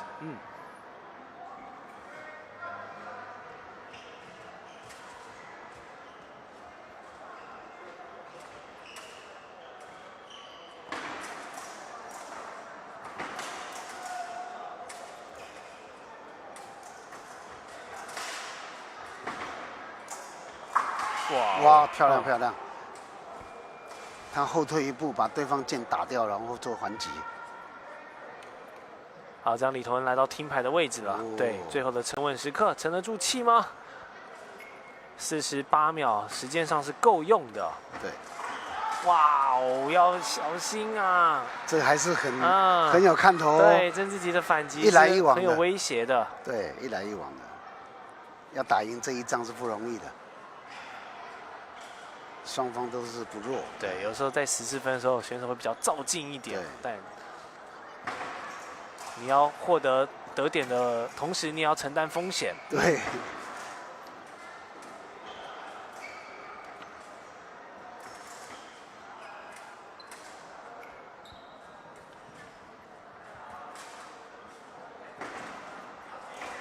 哇，漂亮漂亮！曾志缇关键的14分出现了，漂亮漂亮啊！因为他等他以后做狙击，漂亮漂亮！哇，这个最后的15秒，然后抢最后一点。对，但是同恩觉得他认为他刚才应该也是有刺中，所以他有示意主审对他的剑来进行检查。是。现在颁发 U13男子盾剑。没问题。哇哦。对，所以那一点不算。因为对方的剑有问题。对，有问题，所以他觉得其实刚才那个应该是要一个护级的状况，所以好，他把分数给扣回来。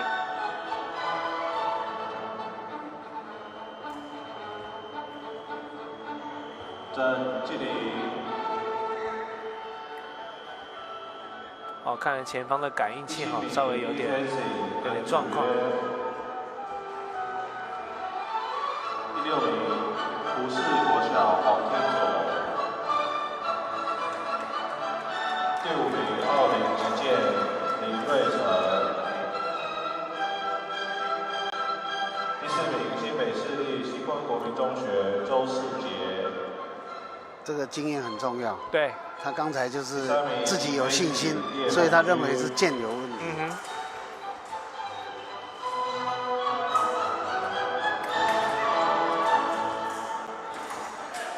哇，关键的1分还是给李宗恩给拿到了。最后4秒。对，他对于自己有把握，所以刚才在曾志奇拿下那14分的时候，他马上就表达了意义。对，因为他认为那应该是要是一个护级啊。对，那志奇的情绪波动就会比较大了，因为他刚才已经拿到14分了，但是主审裁判认为那个是双方其实应该是有护级到的状况，所以把他的分数给扣回去了。哇，那就比较可惜了，但没办法哈，这就是竞技比赛就是这样子。是的，对。好，那这样子我们就待会回来看是 U13女子锐剑的季军战哦，由曾佩缇来对决林佩欣。那至于李彤恩呢，就得以晋级到冠军战，待会来跟蔡欣璇来展开冠军之争。待会再回到我们的第一剑道。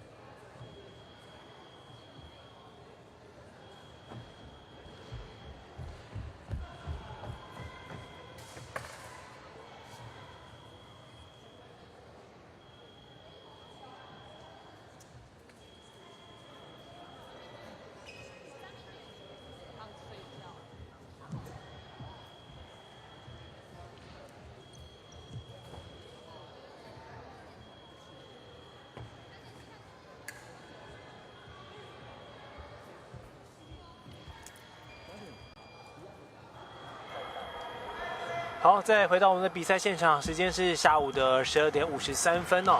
我们看到的是 U13女子锐剑的季军战，由曾志缇来对上林佩欣。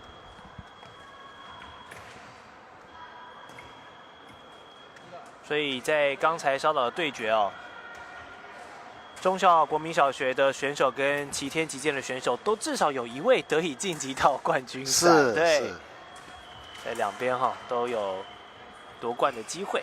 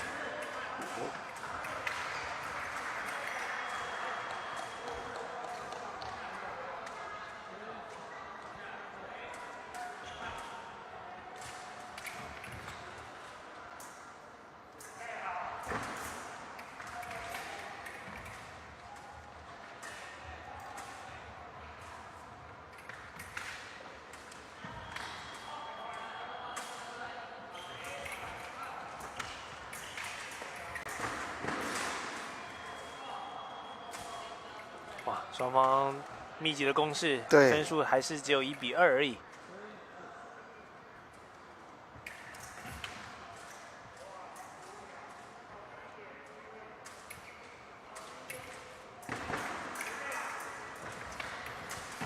哇，整个都蹲低了。对，林佩欣还是他在等他。对。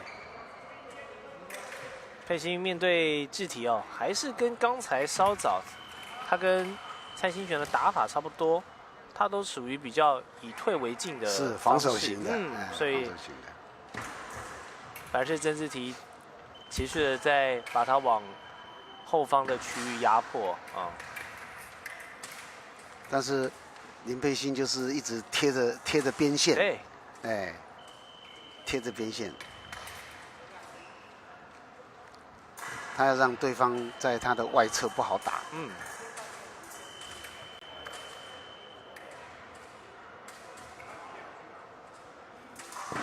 哇！波挡还击。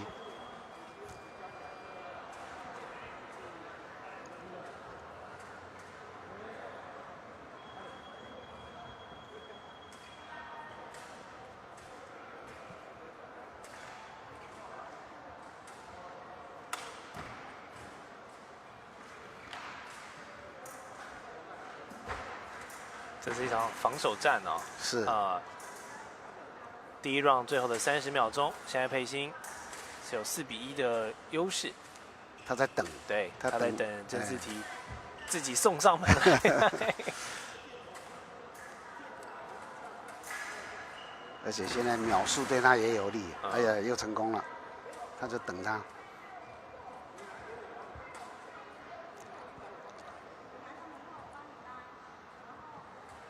好，对于剑的调整哈，确定没事。好，是，对，因为他确实被架开了，并不是他那个剑有问题。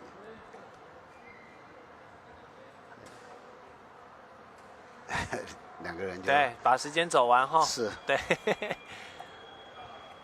好，这样1分钟的休息时间，也可以跟教练做一下沟通哦。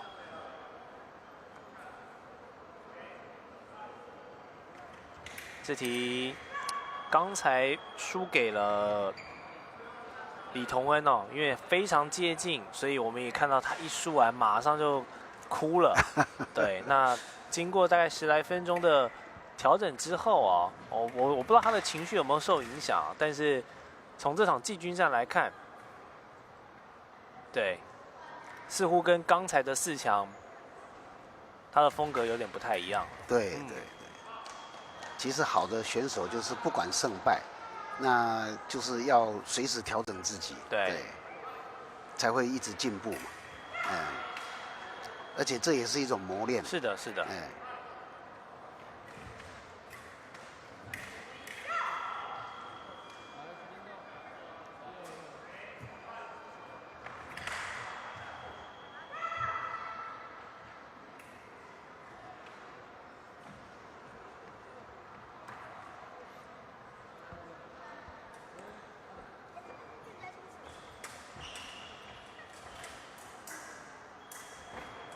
好，还是维持在甄士题往前攻，林佩欣往后守的这样的模式。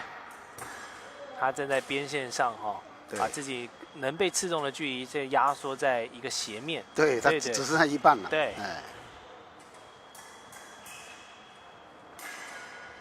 哇，金属碰撞的声音哈，真的有种决斗的感觉，铿铿锵锵的。而且双方的这个剑哦，非常多的格挡，互相格挡，纠缠在一起的感觉。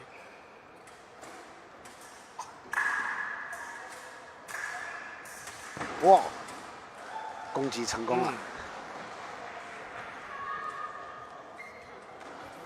耐心的出招啊，总算换回了成果，甄士题拿下了很重要的第2分。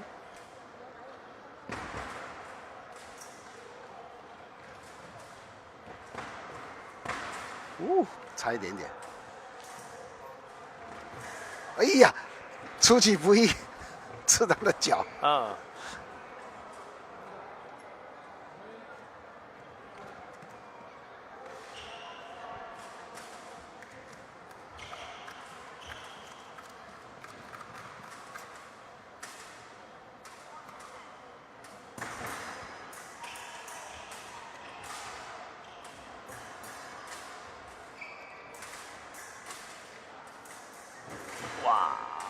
互戳。对对。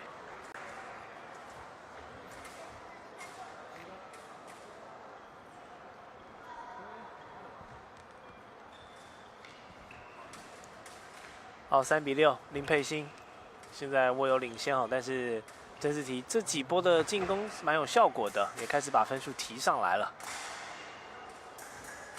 哇，快被逼出去了！他现在一只脚已经在界外，还剩一只脚在红区。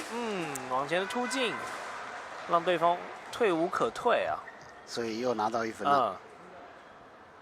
有他回来之后比较有自信了。对，因为他的攻击连续两次都成功。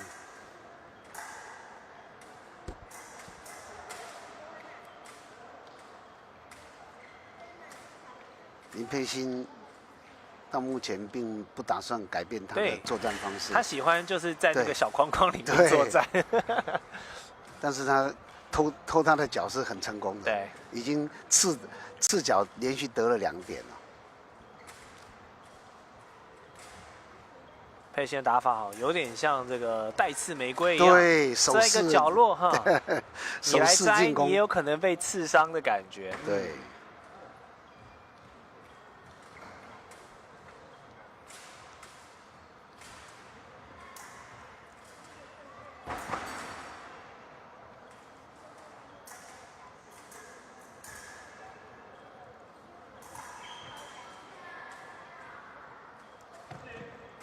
他对自己的防守能力是有信心的。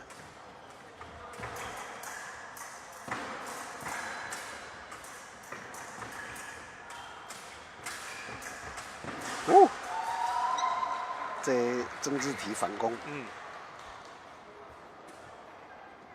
怎么？他示意他的剑想调整一下，对，不是他要撤一下哈，对，成功了，没功能正常。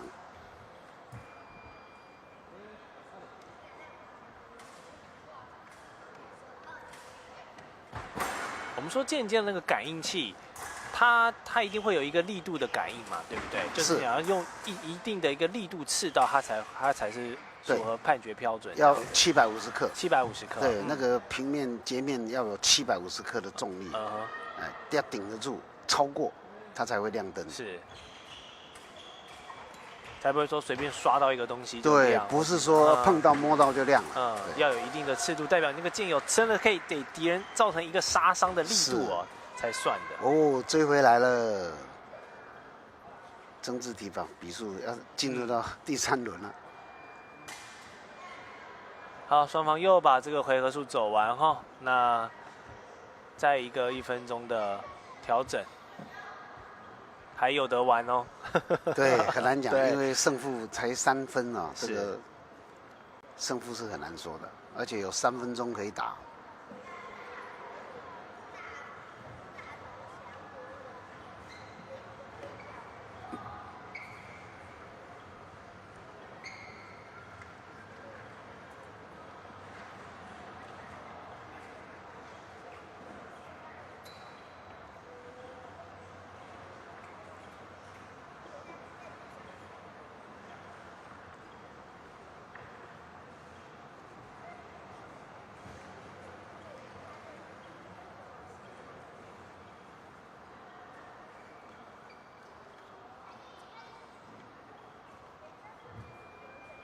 好 ，Round 2的休息时间结束，双方进行 Round 3，最后的3分钟。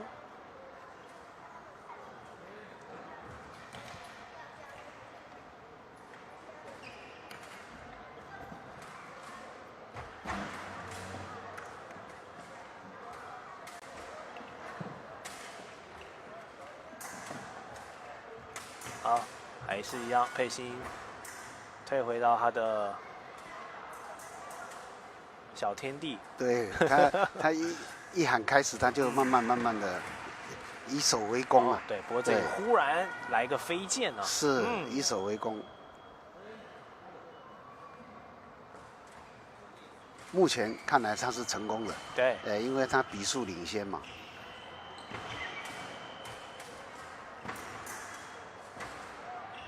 这种以退为进的打法带有一定的欺敌效果。是。哇，又来跟刚才一样，哇，刺到整个人都快撞到旁边的看板了哦。2个人都没刺中。对。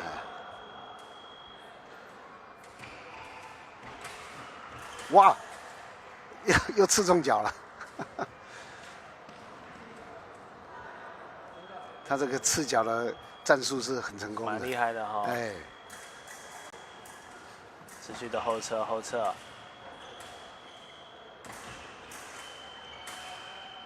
然后忽然给你来个刺脚，或者给你来个飞剑，这样。对，这一次没成功啊，这次被曾志体抓到了。对。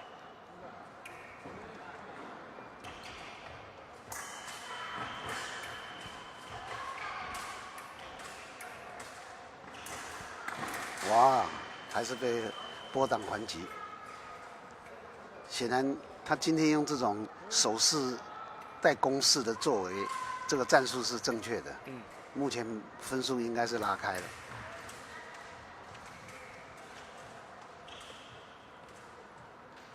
哇，漂亮。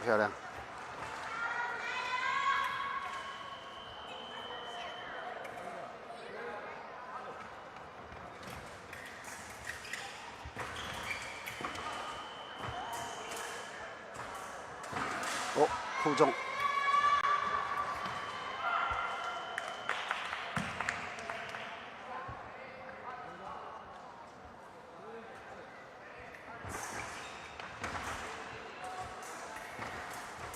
好，佩欣成功的战术让他分数上来到了14分，但是曾志体也对不是省曾志体油的灯。对这一分对他的信心来说很重要。对，嗯，看能不能一鼓哇，作气。互中，哇，互中那就没了呢。对那就恭喜林佩欣哦，很沉得住气。这个退到见到的最尾端，这个红色区块是他的这个 comfort zone 哦，他的舒适圈，他又不一直在这个舒适圈把对手给诱骗过来。是，对，好，这样子他就拿下了今年 U13女子的季军。佩题也不错，最后以殿军作收。那我们的第一剑道进行稍微的调整之后呢，来看蔡欣璇跟李彤恩，一个代表忠孝国民小学跟齐天击剑，双方的选手可以谁抱走今年的 U13女子锐剑冠军？待会为您揭晓。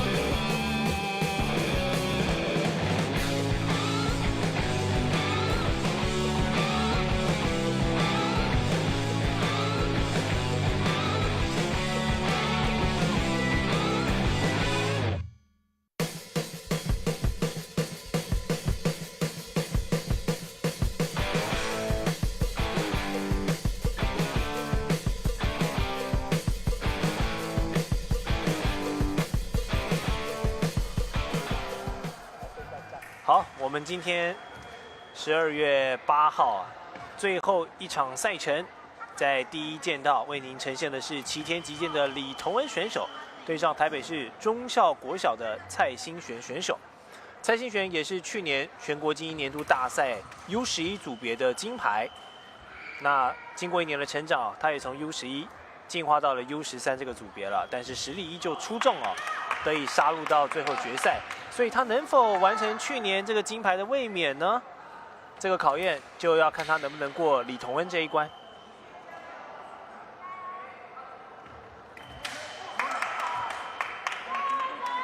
这个精彩的一战。对。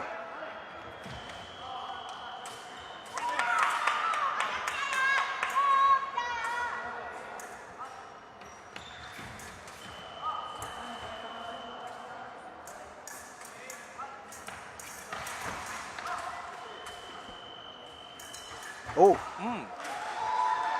蔡欣璇先拿到。蔡欣璇目前看起来在这个距离感的把控比较好哈，虽然进攻的是李彤恩，但是最后得分的却是绿灯啊。对他波挡还击。对。哇，两个纠缠在一起，这一次李彤恩的反应快一些，刺激，很刺激，对。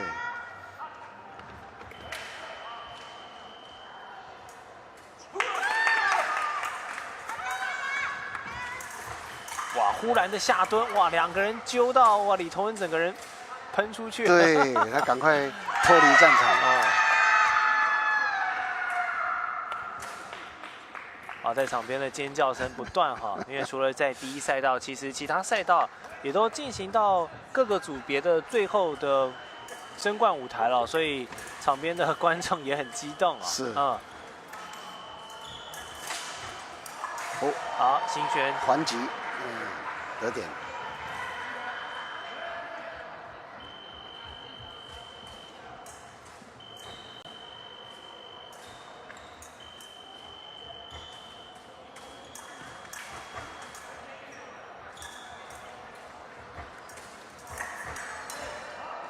不错，两个人都是有来有往的。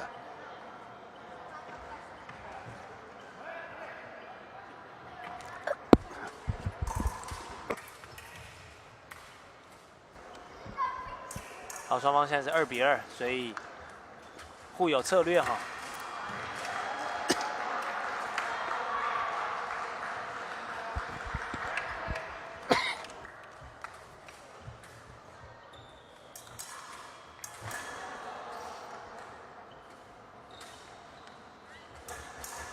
回剑，两个人对，又来，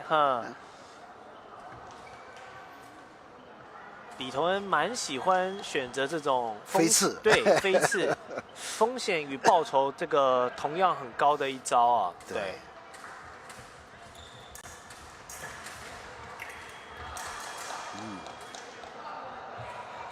真的是势均力敌，好看。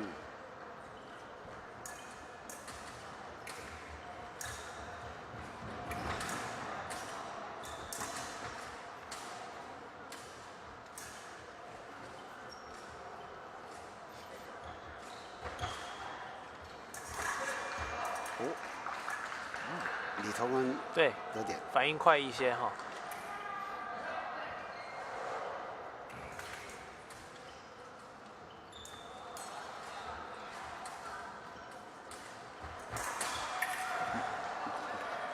马上回敬一点回来。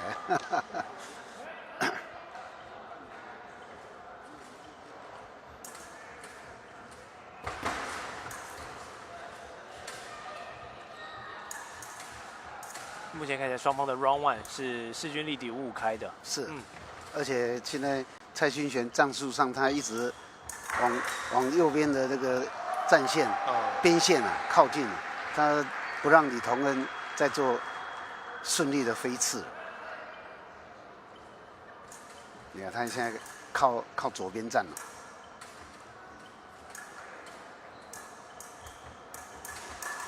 哇，追击一来一往，对，李彤恩在后撤的过程中深剑取得了这一分，一来一往，这个冠军战好看。是，两位选手不愧是今年积分排名前2的选手啊，是，对，这就是他们这个级别里面最顶尖的2位选手的较量了，实力都是伯仲之间的。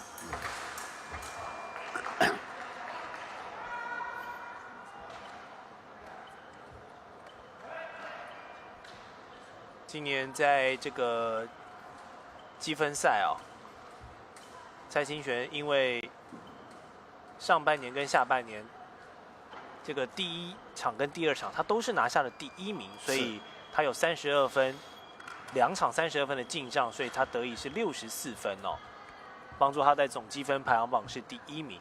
而童恩呢，在这个积分赛第1场是拿下了第2名，有26分进账。不过第2场的状态比较差，只有第6名哦，14分。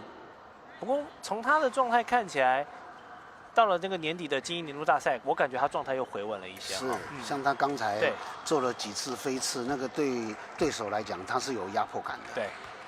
所以蔡清泉也就战术性的就靠左边去靠。要阻止李彤恩再顺利的去做飞刺。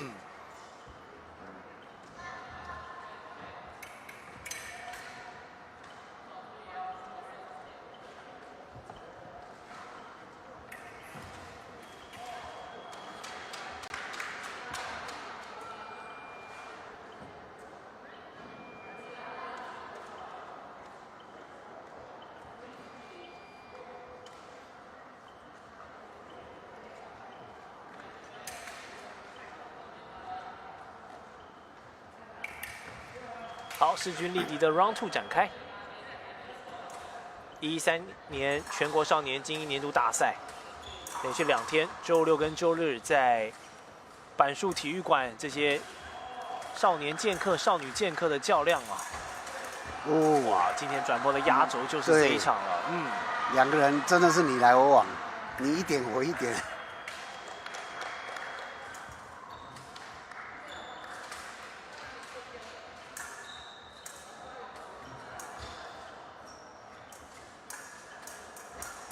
前侧后退，李彤恩的距离把控非常好。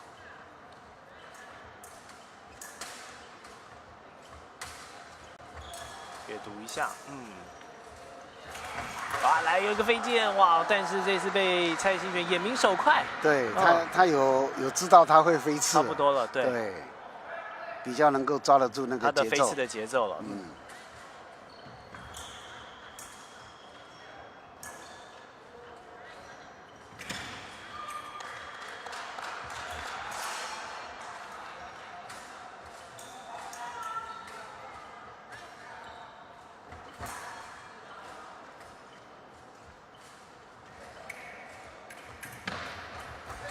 哦，负重。双方同时亮灯，各加1分。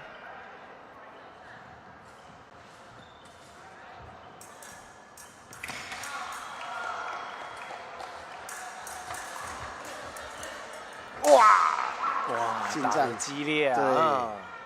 那个金属的碰撞之声，哈，真的像在上演一场决斗。功能正常，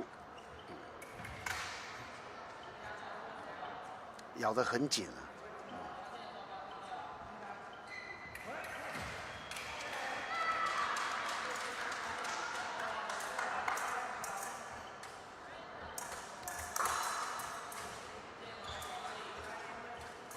连续的碰击，健身碰击，双方互刺。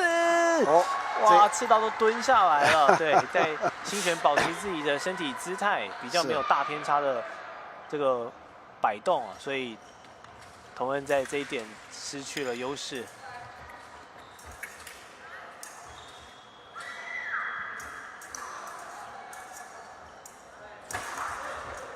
又来！哎呀，这个近战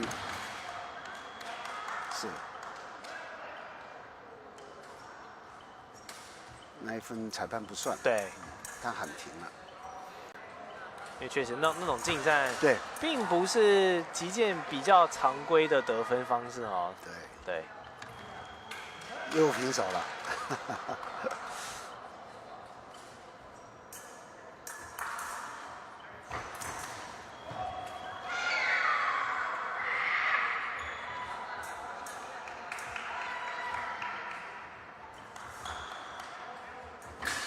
哇，来，再一个，双方接近。不算。对，不算。主审裁判希望双方是以这种比较利落的技巧性的方式在得分，而不是说两个人揪在一起，对，好像在打泥巴战一样。是，因为这样看不出技巧。对，就是已经有点在烂账了。但这一点是算的。对，这个是很正常的，这个手部动作都 OK 的。当然这个其中的评判诀窍，这就是仰赖主审裁判的经验值。对，因为外人可能看起来都一样，但其实是有细节的。因为主审会认为双方都还可以自由运用那个剑的时候，对，那个都是算的。对。哇哦，很惊险的一点。蔡信玄得分率先来到双位数啊。那同恩能否拿下第10分就很关键。如果他的落后一直在被拉大，那可能胜利的天平就要开始倾斜了。对，因为肯定要进入第3回合了。对，好，双方先进入到把第2 round 的时间走完，再一个1分钟的调整。也跟观众朋友预告一下哦，待会这场精彩的 U13女子锐剑的冠军赛结束之后呢，大会会把冠军选手请到主播台来做一个访问。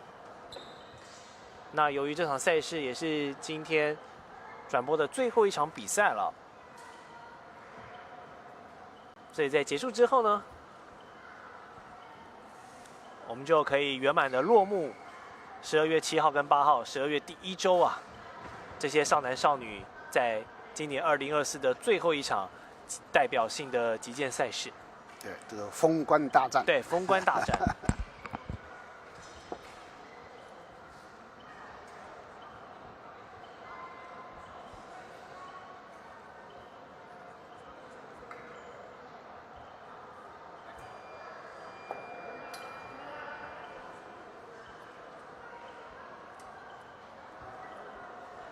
好，决胜负的最后3分钟。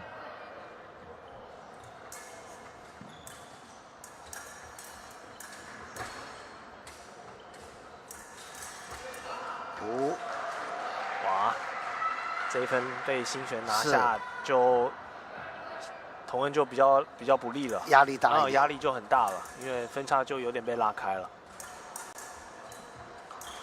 这个时候就是要改变打法了，因为如果用这种打法打下去的话，对，他的压力就比较大。你看又被他拿到，对，因为蔡新璇已经知道他的节奏，对他已经知道李同文几个大动作的方式了，所以同文继续去发动这样的攻势，他现在是风险比报酬要大哦。对。好，有扳回来1分。选手是在临场是要灵活，对，因为不然不改变的话，那个节奏也破坏对方才行。显然他有在改进哦。哇，他顶住了压力哈，从刚才的拉回来2分哦，拉回来2分，这样子就还有悬念。哇哦！蔡新璇这种看起来没有很大的挥剑动作，但是小角度的得分，是他的武器。对，手部的动作很细巧。哇，看又来，漂亮，得点了，代表他手腕很灵活。哇，好，这样子还是新璇技高一筹啊，完成了去年全国精英年度大赛的冠军，今年又拿下冠军，所以他完成了连霸哦，从U11升上 U13， 他依旧是组别里面的佼佼者。我们恭喜新璇，那同样拿下亚军的同文表现也很棒。当然，透过这个比赛的经验持续的成长跟累积，相信这一群击剑好手们未来也都会是台湾这个击剑坛上面很重要的这些生力军是未来的希望。没错。好，那2位双边教练团跟选手友好的示意之后呢，我们在场边即将为您访问到的是冠军选手。观众朋友稍等一下，他移动到主播台的时间。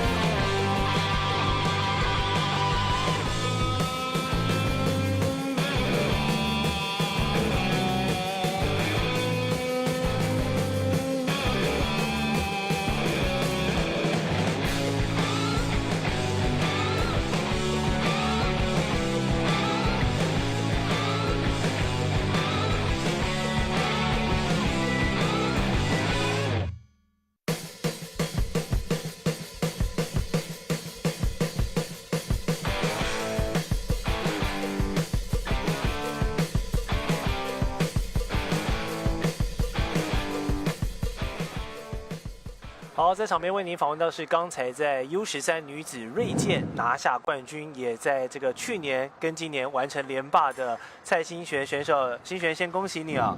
今年发现你这个有参加盾剑又参加锐剑，但锐剑的成绩好像比较好。这2个剑种你是怎么做选择的？2个都参加。2个都参加啊？那你觉得自己在锐剑跟盾剑在出赛的时候，自己的心态上或打法上有什么样的不同呢？打锐剑很紧张，就会比较谨慎一点。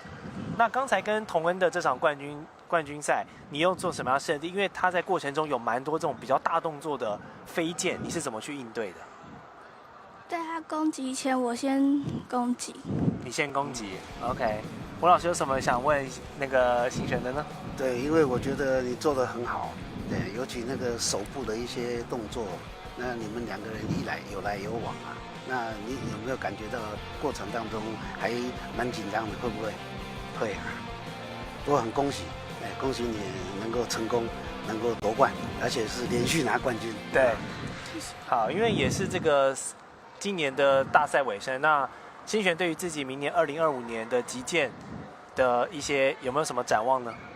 希望我下次还可以拿到冠军。哦，你想要3连霸就对了。非常好。好，我们也期待你的表现。好，那我们再次恭喜蔡新璇选手，那也非常感谢观众朋友周6跟周日连续2天的陪伴。那我们的113年全国少年精英年度大赛呢，在这边也要做个尾声收尾了。再次感谢中华民国击剑协会的监事吴敬德老师这2天精彩的讲评，谢谢还有我董进桥以及所有的台亚卫星转播团队的同仁们，这2天为大家服务。那我们也期待像新璇说的，2025年我们有更多的击剑表现、精彩的赛事为大家陆续送上。我们下次见，拜拜。